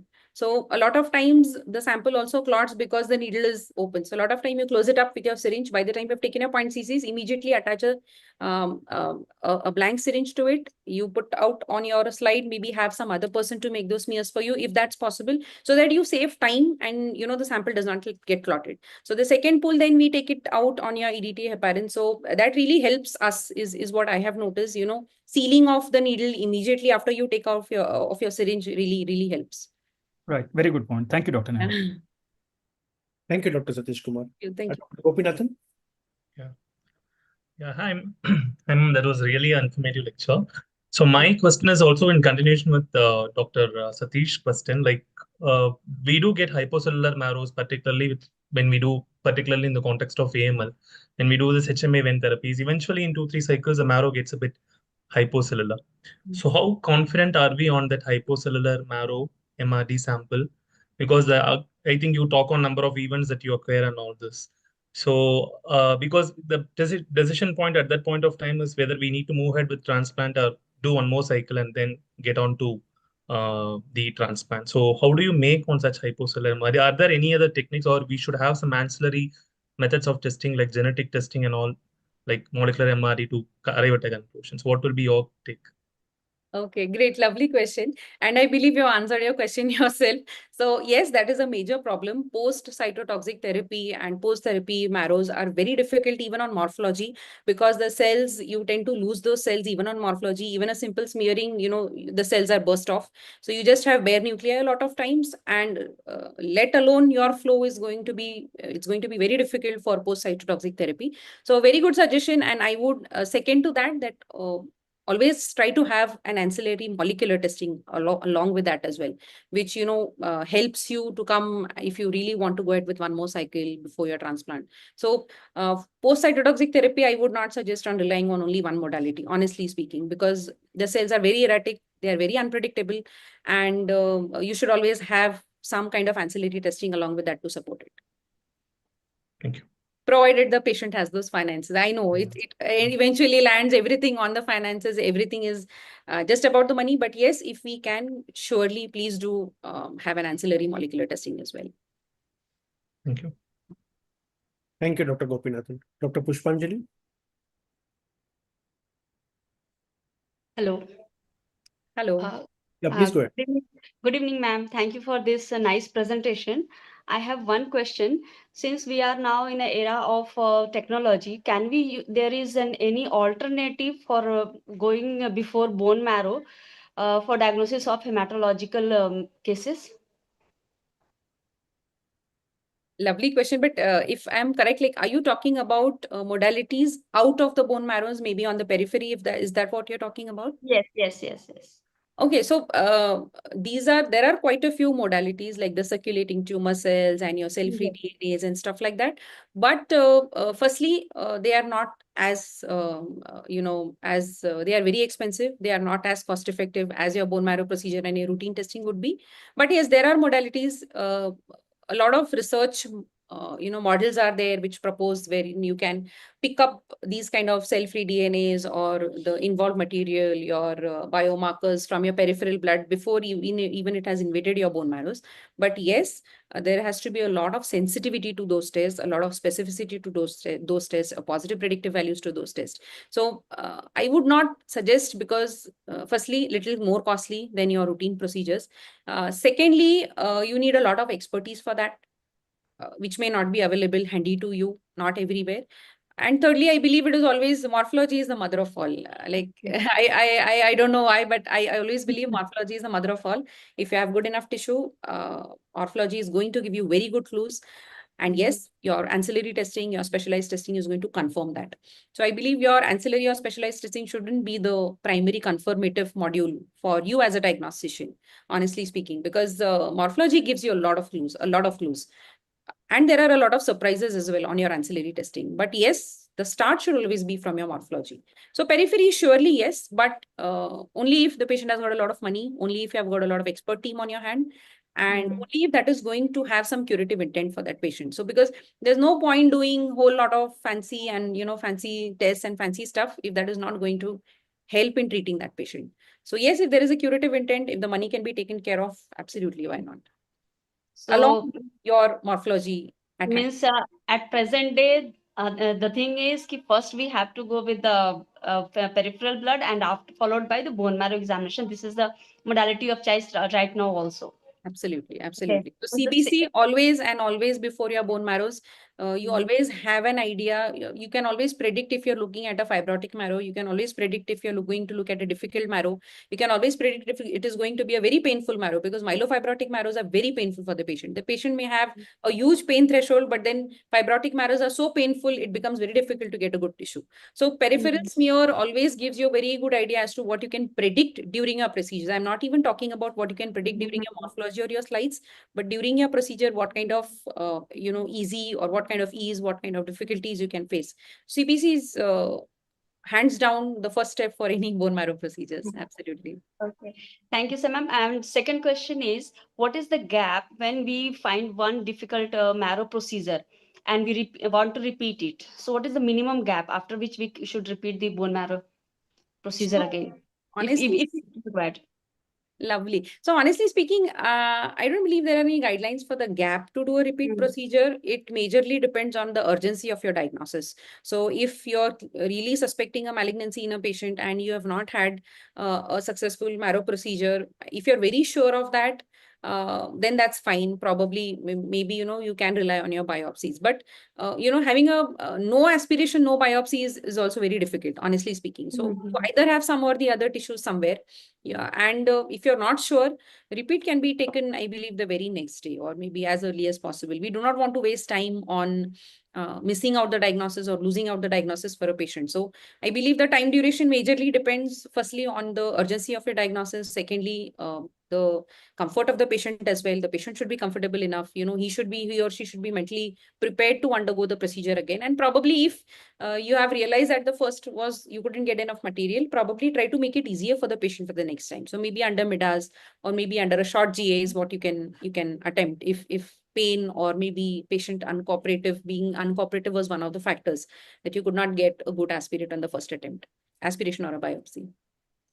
Thank you so much, ma'am. There is a very nice information on this practical issues, and I hope that we will take it from in future from you also. Thank you so much. Thank you so much. Thank you so much. Mhm. Thank you, Dr. Pushpanjali. Dr. Shilpi, your question. Thank you, sir. Thank you, ma'am, for the excellent lecture and adding to the question asked by Dr. Pushpanjali. Your comments on reliability of peripheral blood flow cytometry in cases of dry tap, ma'am. Actually, we have had few cases where dry tap was there and we tried on flow cytometry and reached to a diagnosis, especially in cases of like hairy cell leukemia, B cell lymphoma, and acute leukemia. So, your comments on that, ma'am. Lovely, lovely. So again, for example, for if you're looking at a leukemia which has got a peripheral involvement as well, you have enough cells, you're seeing enough blasts on the peripheral smear, sure, go ahead for a flow on that. Because we are, for ALL cases, we are anyways expecting a packed or a hypercellular marrow. We are expecting a dry tap. And we can do an IHC on bone marrow biopsy as well. But if you're having a peripheral smear, say about some 50-60% blast, surely go ahead with the flow upfront, because that is firstly time saving for you. You have a diagnosis at hand at the earliest. You do not need to wait for the biopsy. You do not need to wait for your IHC reporting. So I believe, yes, upfront, if you know you're dealing with cases of ALL, pediatric patients, you're seeing blast, go ahead with the flow, not a problem at all. Secondly, for cases of hairy cell leukemia, so I'm really sorry if I differ on this, but a lot of times peripheral smear does not show you that kind of yield for hairy cell leukemia. So for us, all our major diagnosis of hairy cell leukemias have been on IHC, because there were hardly one or two, very few cells, because a lot of times these patients may present with you with pancytopenia. So whenever you're dealing with leukopenia, doing a flow on a leukopenic sample becomes one more big challenge to maybe, process that, not to have losses on the cells, not to have losses on the target cells, and probably have a good immunophenotype expression on your flows. So for hairy cell leukemias, if you have good enough lymphoid cells, if you have that kind of, target cells, if you good with your morphology, you can surely go ahead. But yes, I would rather prefer doing it, because then it gives on a biopsy, because it gives me an idea about myelofibrosis also. I can grade the myelofibrosis. It is also one of the prognostic factors for a clinician, having the degree of myelofibrosis in marrows, because that affects their drug deliveries, their response to treatment, and the prognosis and the prediction. So though that kind of information can surely be done, but yes, if you have those cells, why not a flow?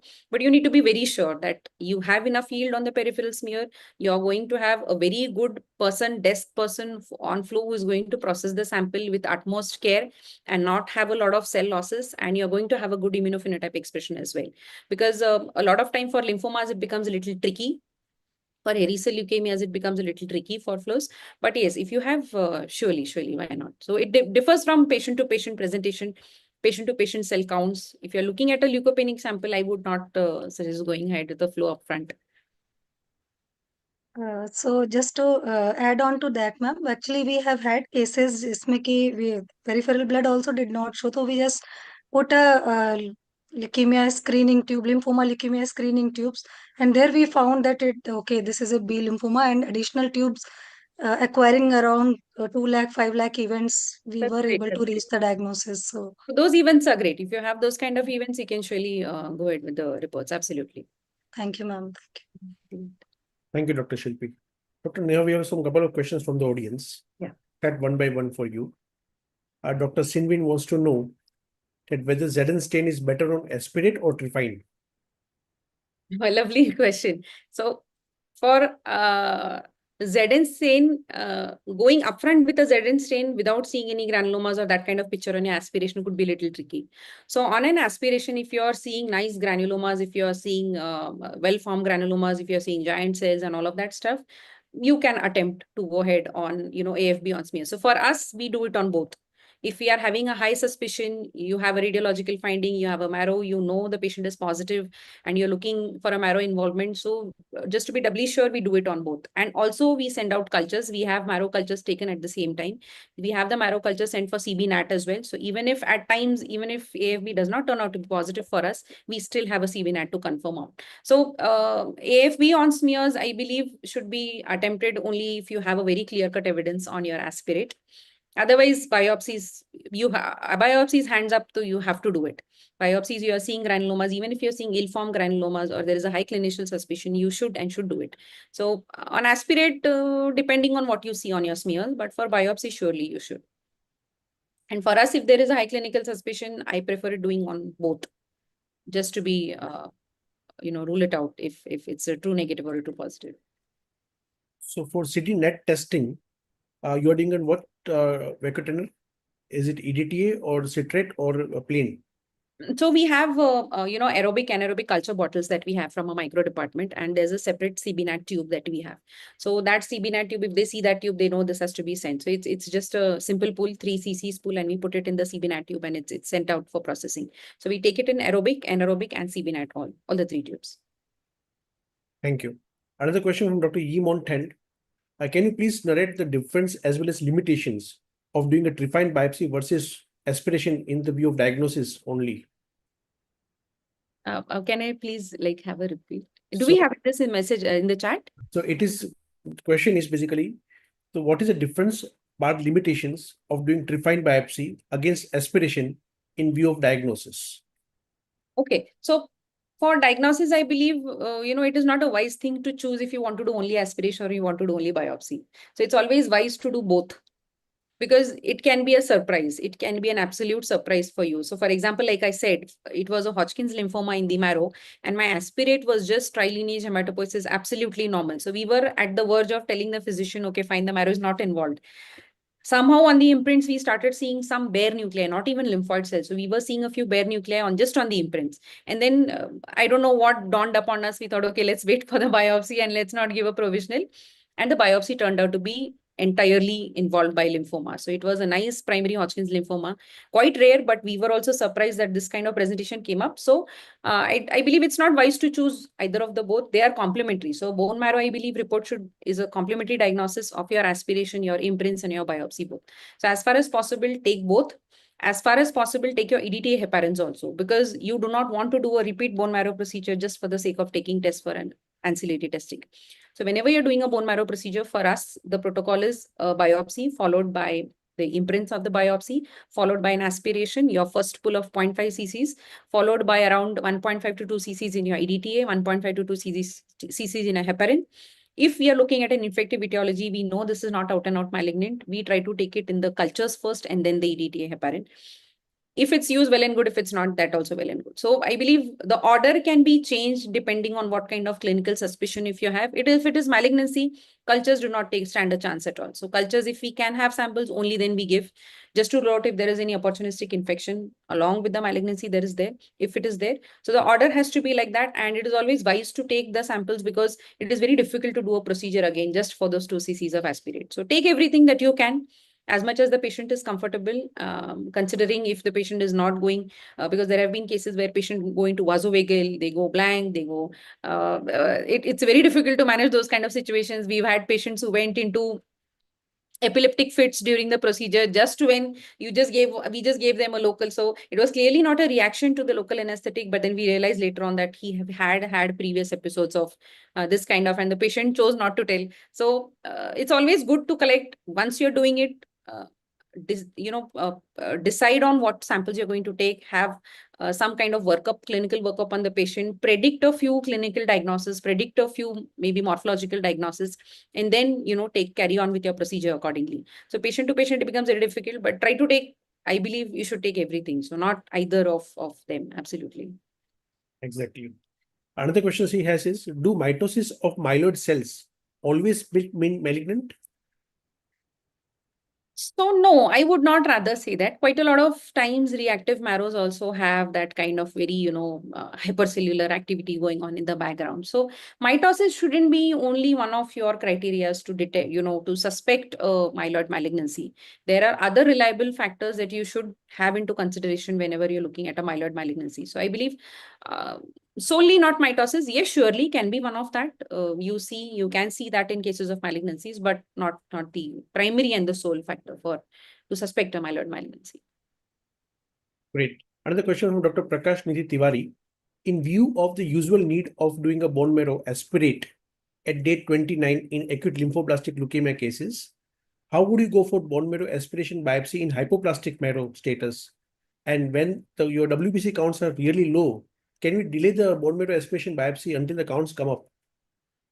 So lovely question, and I would love to have a few inputs from the clinical hematologist here. So we've had a few cases wherein the patient was leukopenic, neutropenic, and we did wait for, maybe the patient was given GM-CSF, and we did wait for the counts to come up a little bit, and then we did a marrow. But I would love to have inputs from the clinical hematologists here. Absolutely.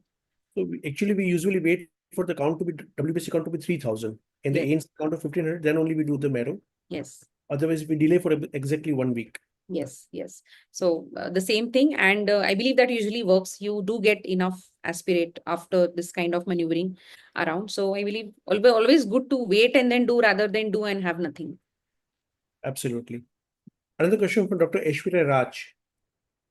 In a case of diagnostic marrow, when your first row of smears is clotted, so you are not getting any proper aspiration slides because of the clotted marrow, what we do is we usually flush with needle with NS and then retry.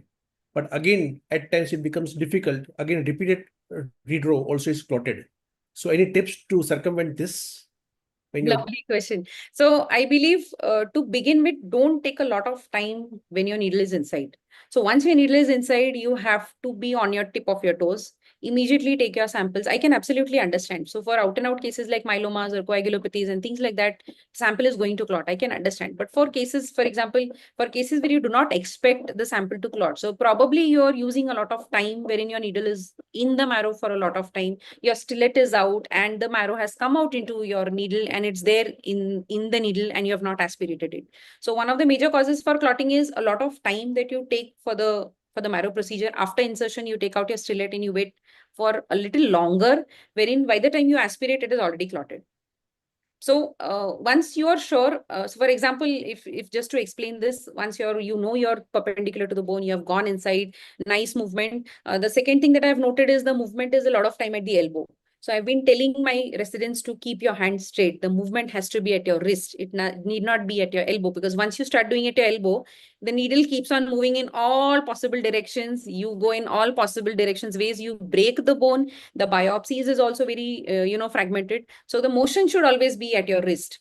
Your elbow should always be straight. So with a nice, circular motion, you have to go in. As soon as you know there is a little loss of resistance, you are there, you take out your stellate. So one of the maneuvering that we do is, for example, for a biopsy, once we know we are in the bone, we take out the stellate, we go inside, and we try to insert the slit again. So the part of the slit that stays outside, that does not go through, that means that much is the bone marrow biopsy that you've got in your core. Right. So this is one of the ways we assess if we have around 1.5 to 2 centimeters or not. So just to explain, I don't know if I'm clear or not. So for a bone marrow biopsy, we go in, you open the lock, you take out your stellate, you go in deeper for a bone marrow biopsy, you insert your stellate just to the point where it touches the bone. So surely it is not going to go through and through, because now you have crossed the bone. So whatsoever amount is going to stay out is going to tell you how much of your bone is there in your core, and then you take it out immediately. Same thing for an aspirate. Once you go in, you take out your stellate and just rub it on your, maybe on a gauze or maybe on your gloves, and you see if you're seeing blood or not. If you're seeing clot, put the slit inside, take out the needle entirely. Don't attempt at pulling out a clot. There is no point pulling out a clot, because it, firstly, it does not give you enough cells. Secondly, it is very painful also for the patient as well. So once you feel that you're seeing a lot of clot on your stellate, you take out the entire needle, you change the direction, and you go in again. So there's no point trying to take out clots, is what I, for myelomas, it's myeloma is messy. So myeloma is I believe just a clotty marrow for me. There have been very few times where I have got nice aspirate coming out just like a, normal marrow for myelomas. So myelomas, they're going to be clotty, but even if they're clotty, you have enough cells to give a diagnosis. That usually does not pose a problem. But for other diagnosis, if you're seeing, just take out the needle straight away and going through a different portal. Thank you. Another question from Dr. Jurgut is, she has a question. Is it right way to collect first bone marrow aspirate sample to EDT tube and then performing smears in the lab, or aspirate smears required to be performed immediately after the aspiration near the patient bed? So yes, near the patient bed, be it a primary diagnosis, be it an MRD, the slides from your syringe should be prepared at the patient bed to, avoid the cytomorphological details. Losses of cells. So immediately, so for example, if you're talking about EDT heparin, as I already discussed, it depends if you're looking at a primary diagnosis or you're looking at an MRD. For an MRD, I would not want to waste my sample on slide. I would want to take a very good enough sample on your EDTA. But yes, for a primary diagnosis, try to have fresh smears. So make the smears there and there by patient bedside. You making smears out of the EDTA sample also gives you a very different cytomorphological picture. So you need to make the slides at the patient bedside, maybe minimum, 5 or 6 or 7, not more than that. Good enough slides, that much are enough. 2 or 3 squashes are more than enough.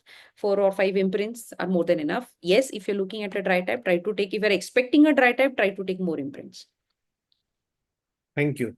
Another question from Dr. Ali. Any role of artificial intelligence in the bone marrow biopsy procedures? Procedures, okay. So honestly speaking, it's a lovely take on how you can go ahead, but I believe no matter how much AI you have, how much automation you have, the human factor is never going to, be replaced. So I don't know if anybody has any idea about this, about automation in your bone marrow procedures. So at the most, automation, if you want, you can use maybe a drilling machine. But apart from that, I believe, I don't know, apart from that, what automation you can have for the procedure. Because it's entirely you're based on what you're feeling when you're going through the bone. So maybe you can train your automation, but I don't think it would be a good option. And another question he has is, any experience in image-guided bone marrow biopsy procedures? So yes, the last slide that I put in was about, whole slide imaging. The last the article in 2024, which studied the progression of myelofibrosis. So yes, whole slide imaging, digital automation is surely going to be there for your diagnosis. But yes, it should be in conjunction with what a human eye is seeing, honestly speaking. So till you're not very sure that you have trained your software well, you can never be sure, I believe. Exactly. Another question from Dr. Hitha B. For leukemia diagnosis, how much peripheral blood counts per blast should be needed in the peripheral blood for a better flow diagnosis from the peripheral blood sample? Oh, so this is a tricky question. I believe, see, to establish a diagnosis of leukemia, more than, as the book says, more than 20% blasts on your periphery or marrow is leukemia. But yes, if the clinical picture suggests and you're seeing these kind of cells, for cases of leukopenia, I would not suggest going ahead with flows upfront, because there are a lot of cell losses, a lot of, misdiagnosis, a lot of losses of immunophenotype expression also on these kind of cells. So maybe if you have leukopenia, you're strongly suspecting leukemia, go ahead with the marrow. Like, always take that chance and try to take a tissue which can be more helpful, rather than doing and then eventually putting in time into that and then eventually do it again. So it's, as I said, it's very variable. It depends on what kind of clinical presentation we have, what kind of CBC values we have, what kind of leukopenias we are looking, what percentage of blast are we seeing. So for example, even in cases of, if the patient is say, for example, 3,000 total count, but the blast is 90%, go ahead with the flow upfront. It's not going to make a difference. Even out of those 90% blast, even if during the processing you lose half the cells, still you have enough amount of cells to work out on a flow. But yes, the same case, 3,000 counts and just 2 or 3 or maybe 10-20% blast, I would not suggest going ahead with the flow, because you will tend to lose those cells more than use those cells more. Exactly. Another question from Dr. Sin Win. What is the best test for CMML diagnosis? And what is the best test for CMML response assessment?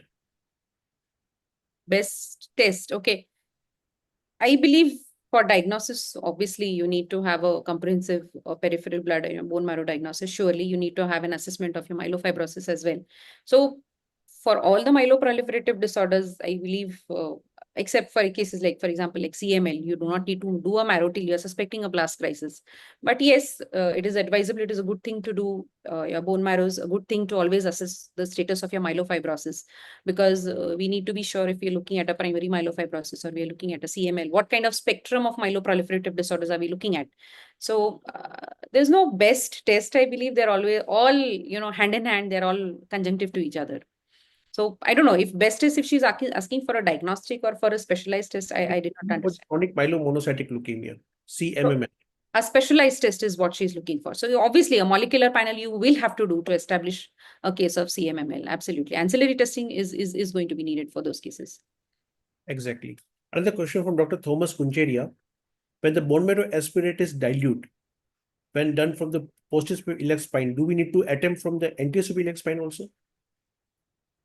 I would not suggest changing the site upfront. Maybe an attempt can be done. Maybe if you were not sure that you were in the bone in the first place, if this is a true hypocellular marrow or a true dry tap, maybe first look at the biopsy, rather than, if you have enough cells on the biopsy, why do a repeat?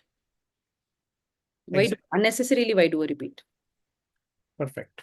Another question from Dr. Myat Malliswe. For a fungal stain, which is better, aspirate or biopsy?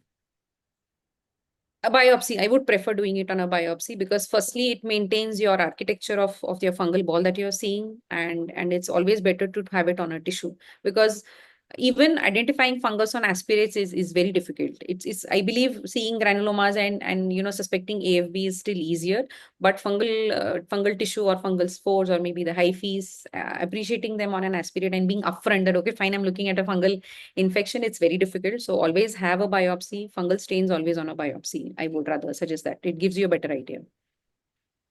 Thank you. Another question from Dr. Surbhi Gupta. How commonly do you see granulomas on aspirate? So honestly speaking, we've seen, if I'm not wrong, around 2 to 3 cases that were showing us granulomas on aspirate, and they were upfront AFB positive on your aspirates also. But then we did it on the biopsy too, because just to confirm. But yes, we did have AFB positive granulomas on aspirate too.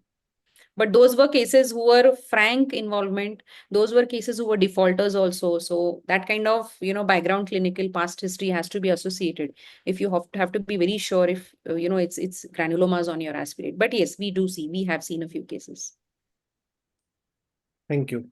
Another question from Dr. Gurpreet. Sometimes we do get cases of non-immune reactive bone marrow biopsies. How can we ensure that ISCs are going to work during the bone marrow biopsy processing, especially at the stage of decalcification? Lovely question.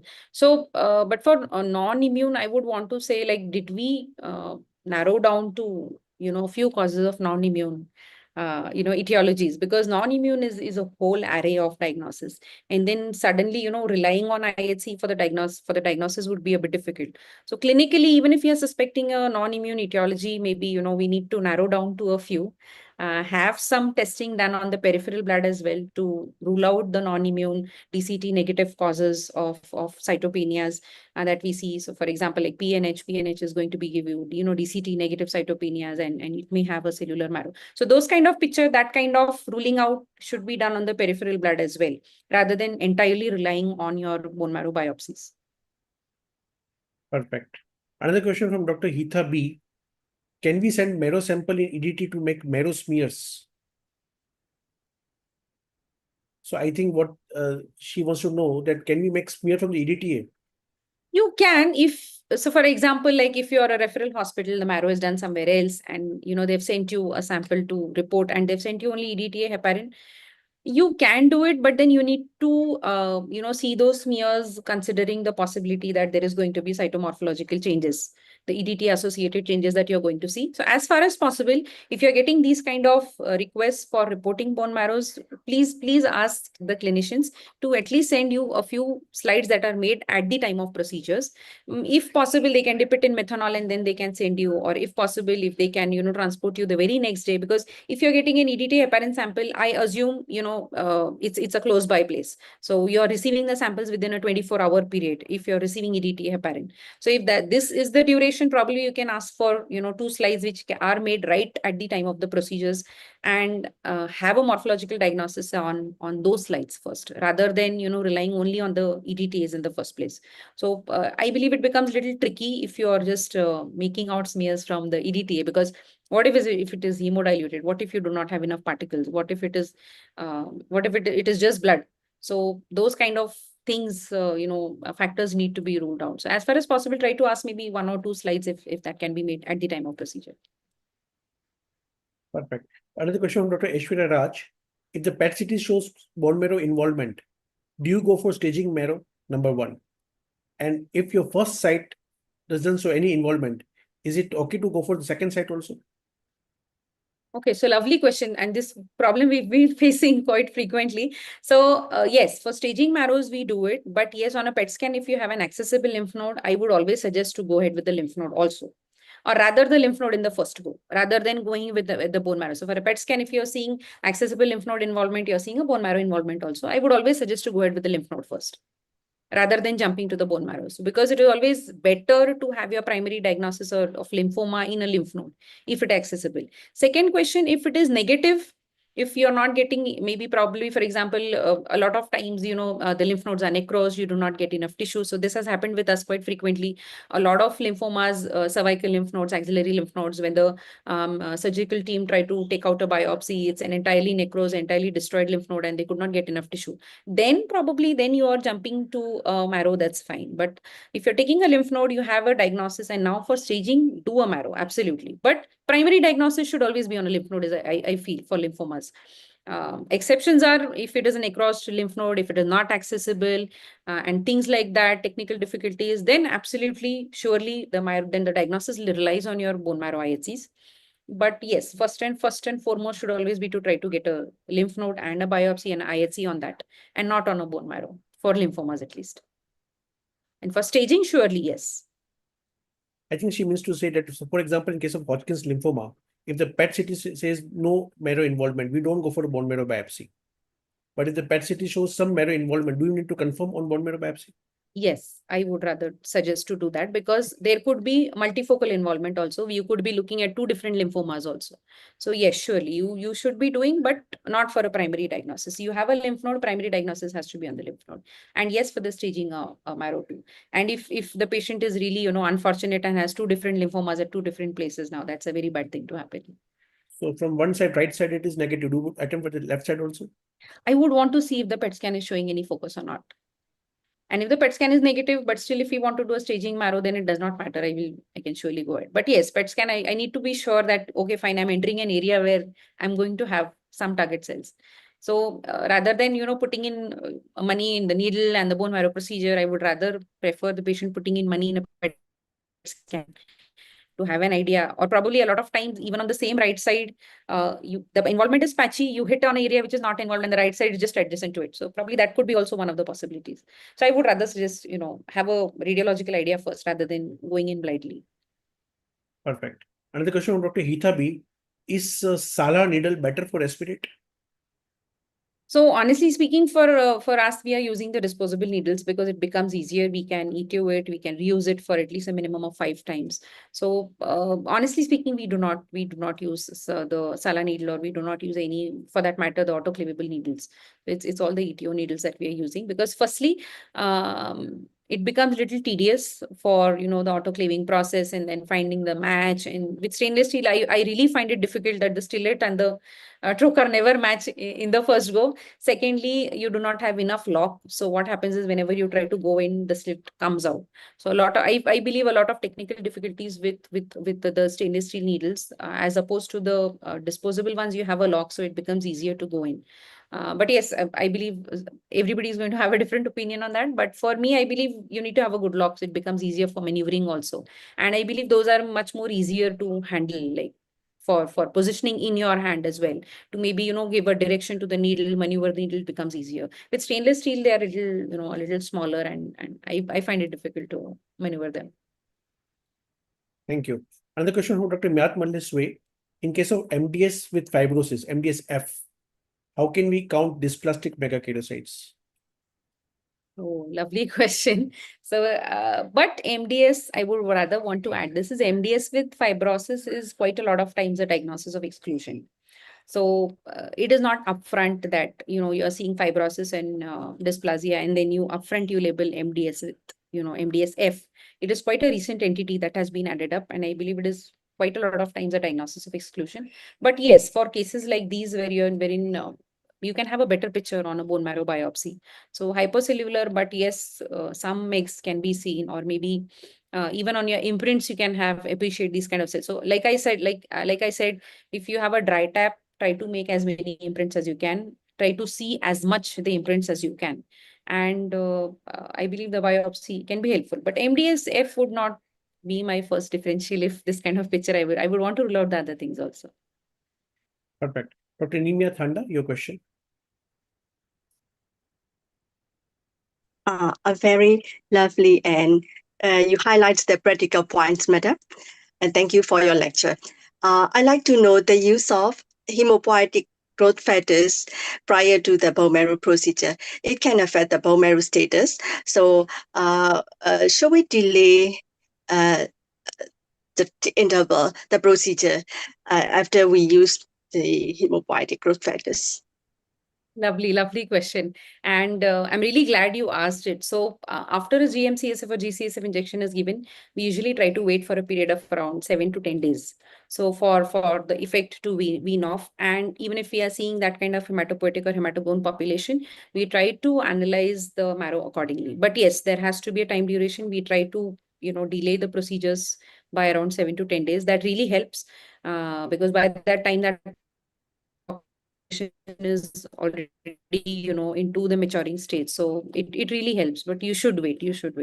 A direct upfront, you give GM-CSF and upfront marrow, it's very difficult for a morphologist also. It's very difficult for a flow cytometrist also. So it's very difficult to separate the hematobone population from a target area. So probably wait for some time, and you can surely do it. So 7 to 10 days works for us. Thank you. Yeah, great. Thank you. Another question is from Dr. Ritesh. Are fluoroscopy guided or USG guided aspirations helpful to read the direction of the aspiration? Okay, so it's a good question. So fluoroscopic probably would be much more useful if you're looking to hit a focal involvement.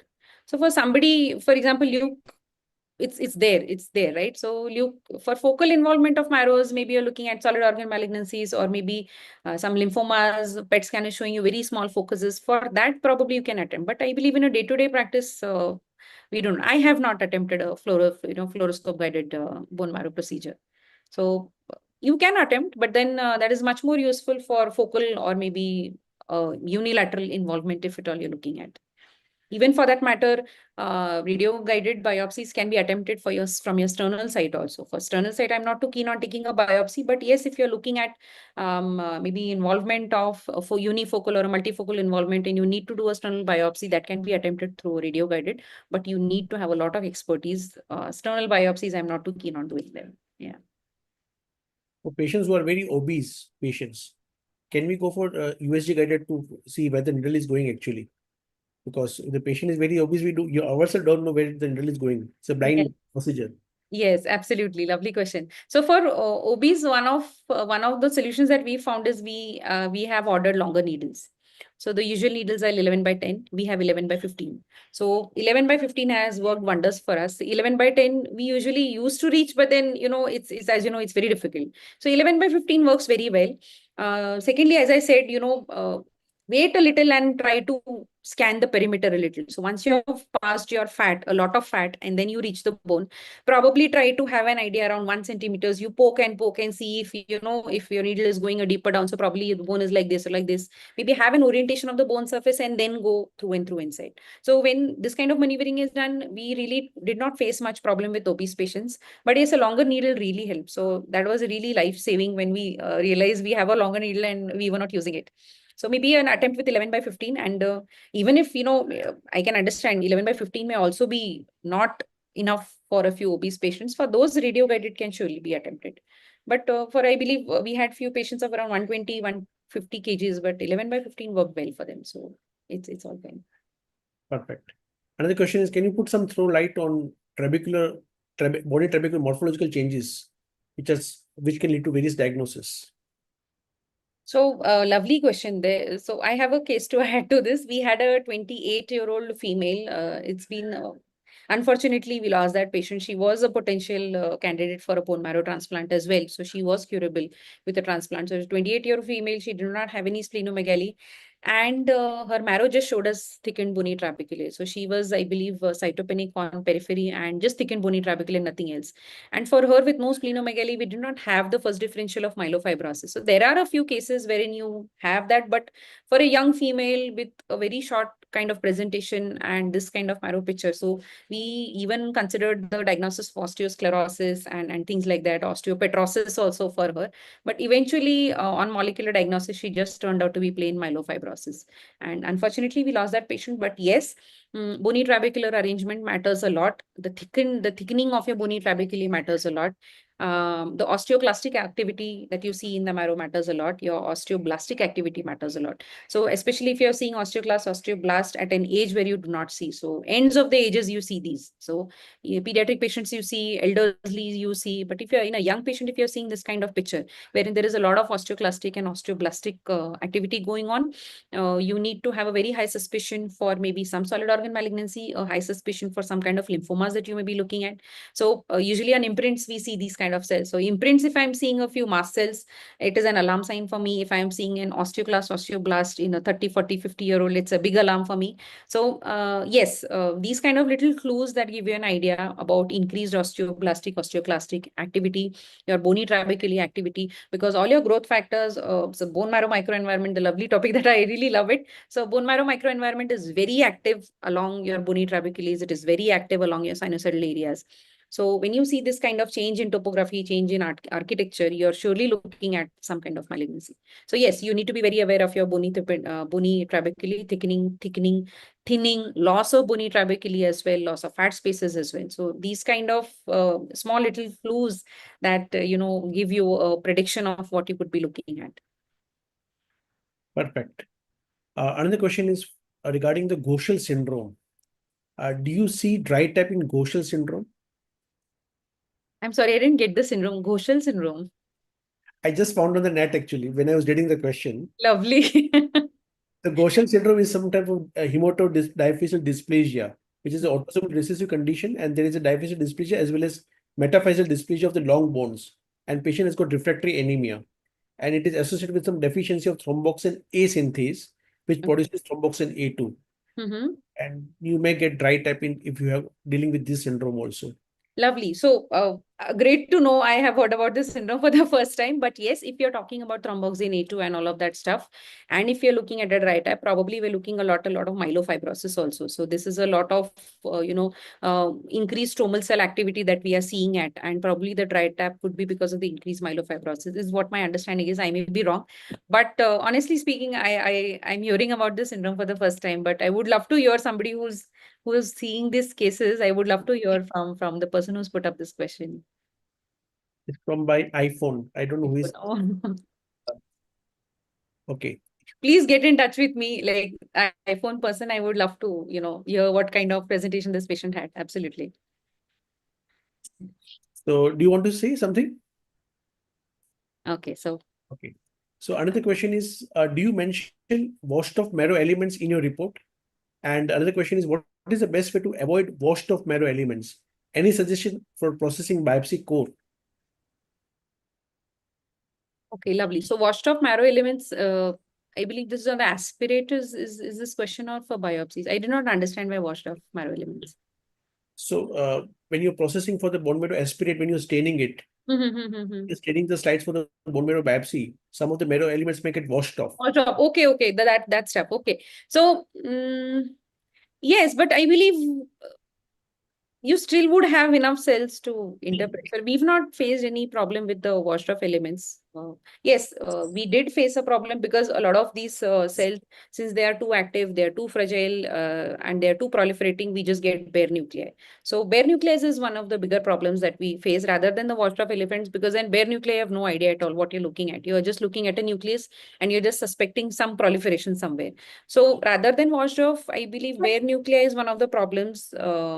They could be washed off. They could be washed off during the processing because they're anyways very fragile. It's just open nuclear elements. So, but we've not faced any problem as such. So maybe you fix your slides well on methanol. We fix it well and then process. So that could be one of the possibilities that could help you if you're facing a lot of washing off. So we do fix our slides aspirates well before processing. Absolutely. And for biopsy also, I believe the washing off, I would want to add to this that biopsy washing off would be much a more common phenomena if you have a fragmented biopsy.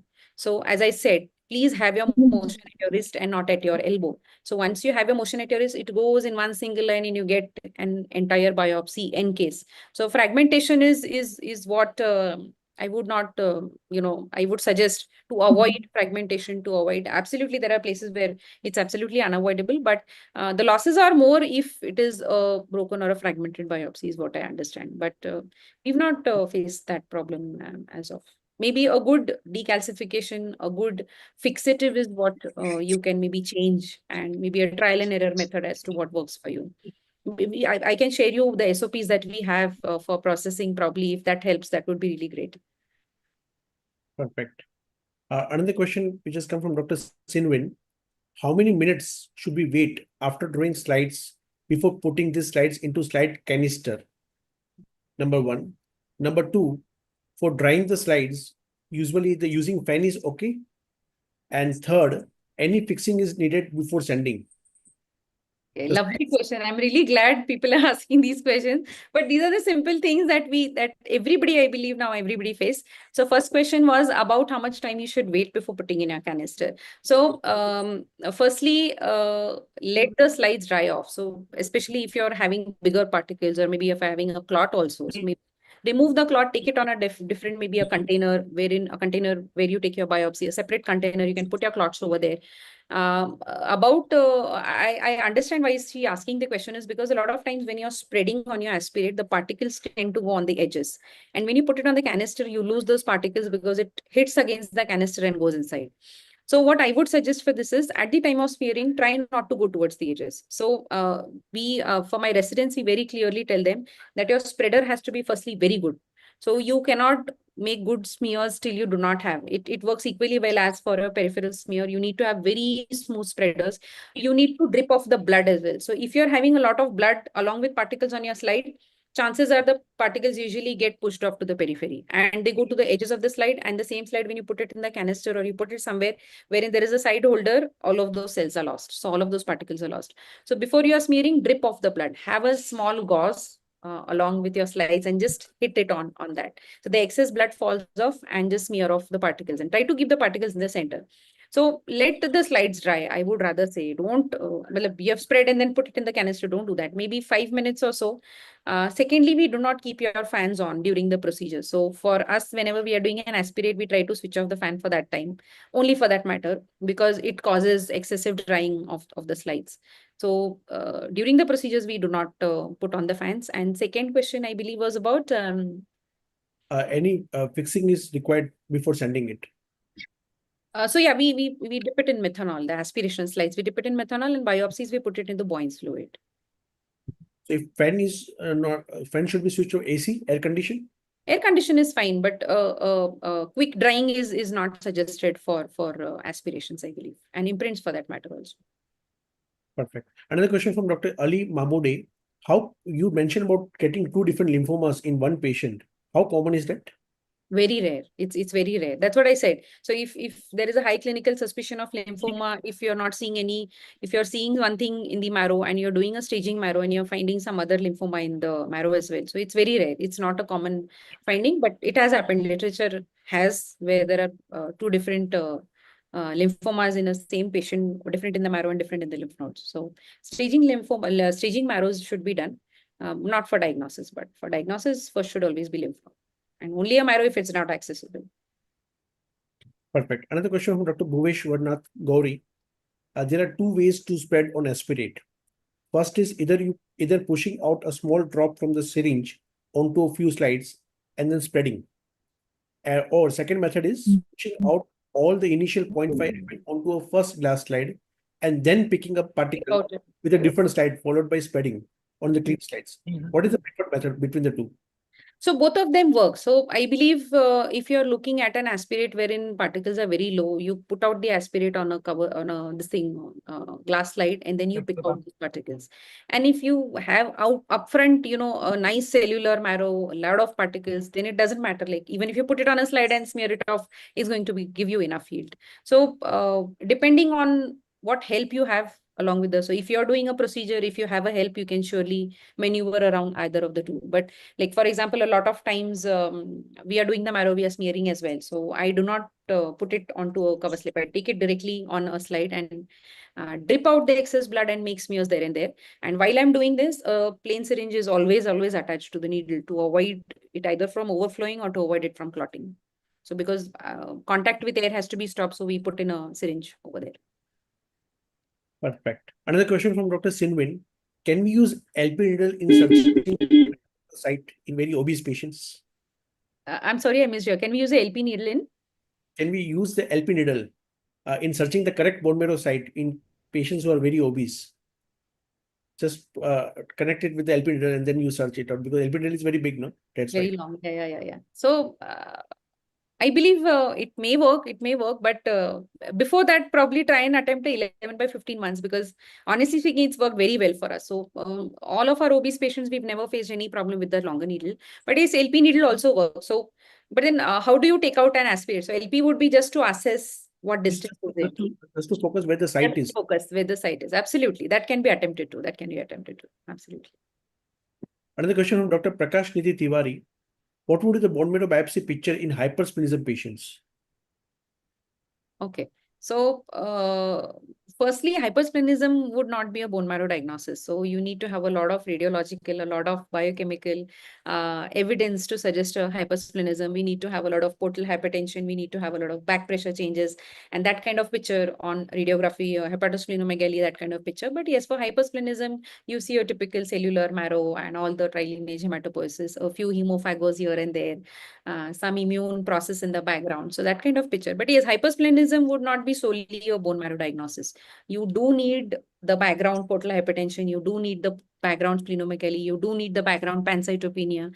You do need the background, scavenging of cells by the splenomegaly. So it is a collective diagnosis, I believe. But yes, we do a few marrows for hypersplenism. It's just a cellular marrow. Like we know it's hypersplenism before the marrow. Yeah, absolutely.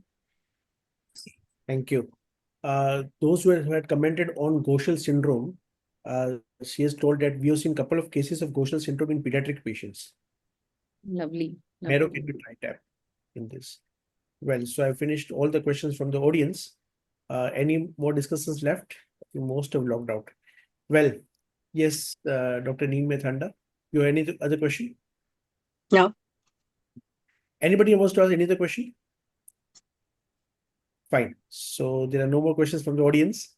Well, thank you so much for a very long question answer session. That was quite good.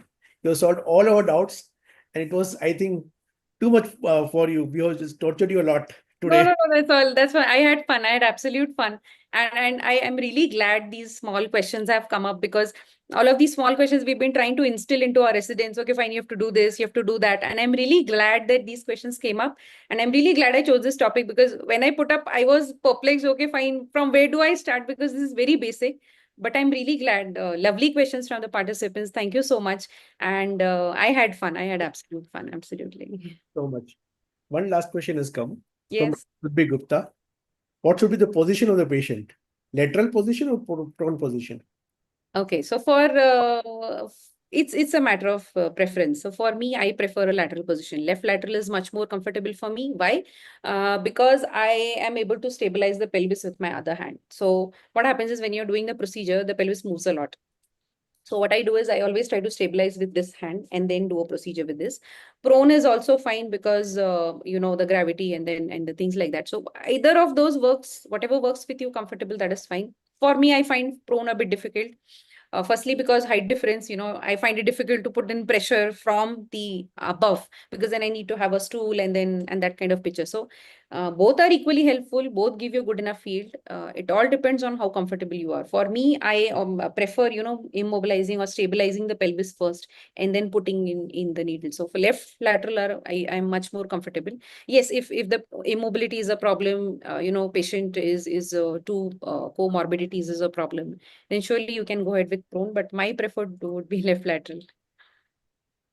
Thank you. Another question which has just come up is, when you're doing a bone marrow aspiration procedure, have you had any experience when the marrow is totally bloody marrow?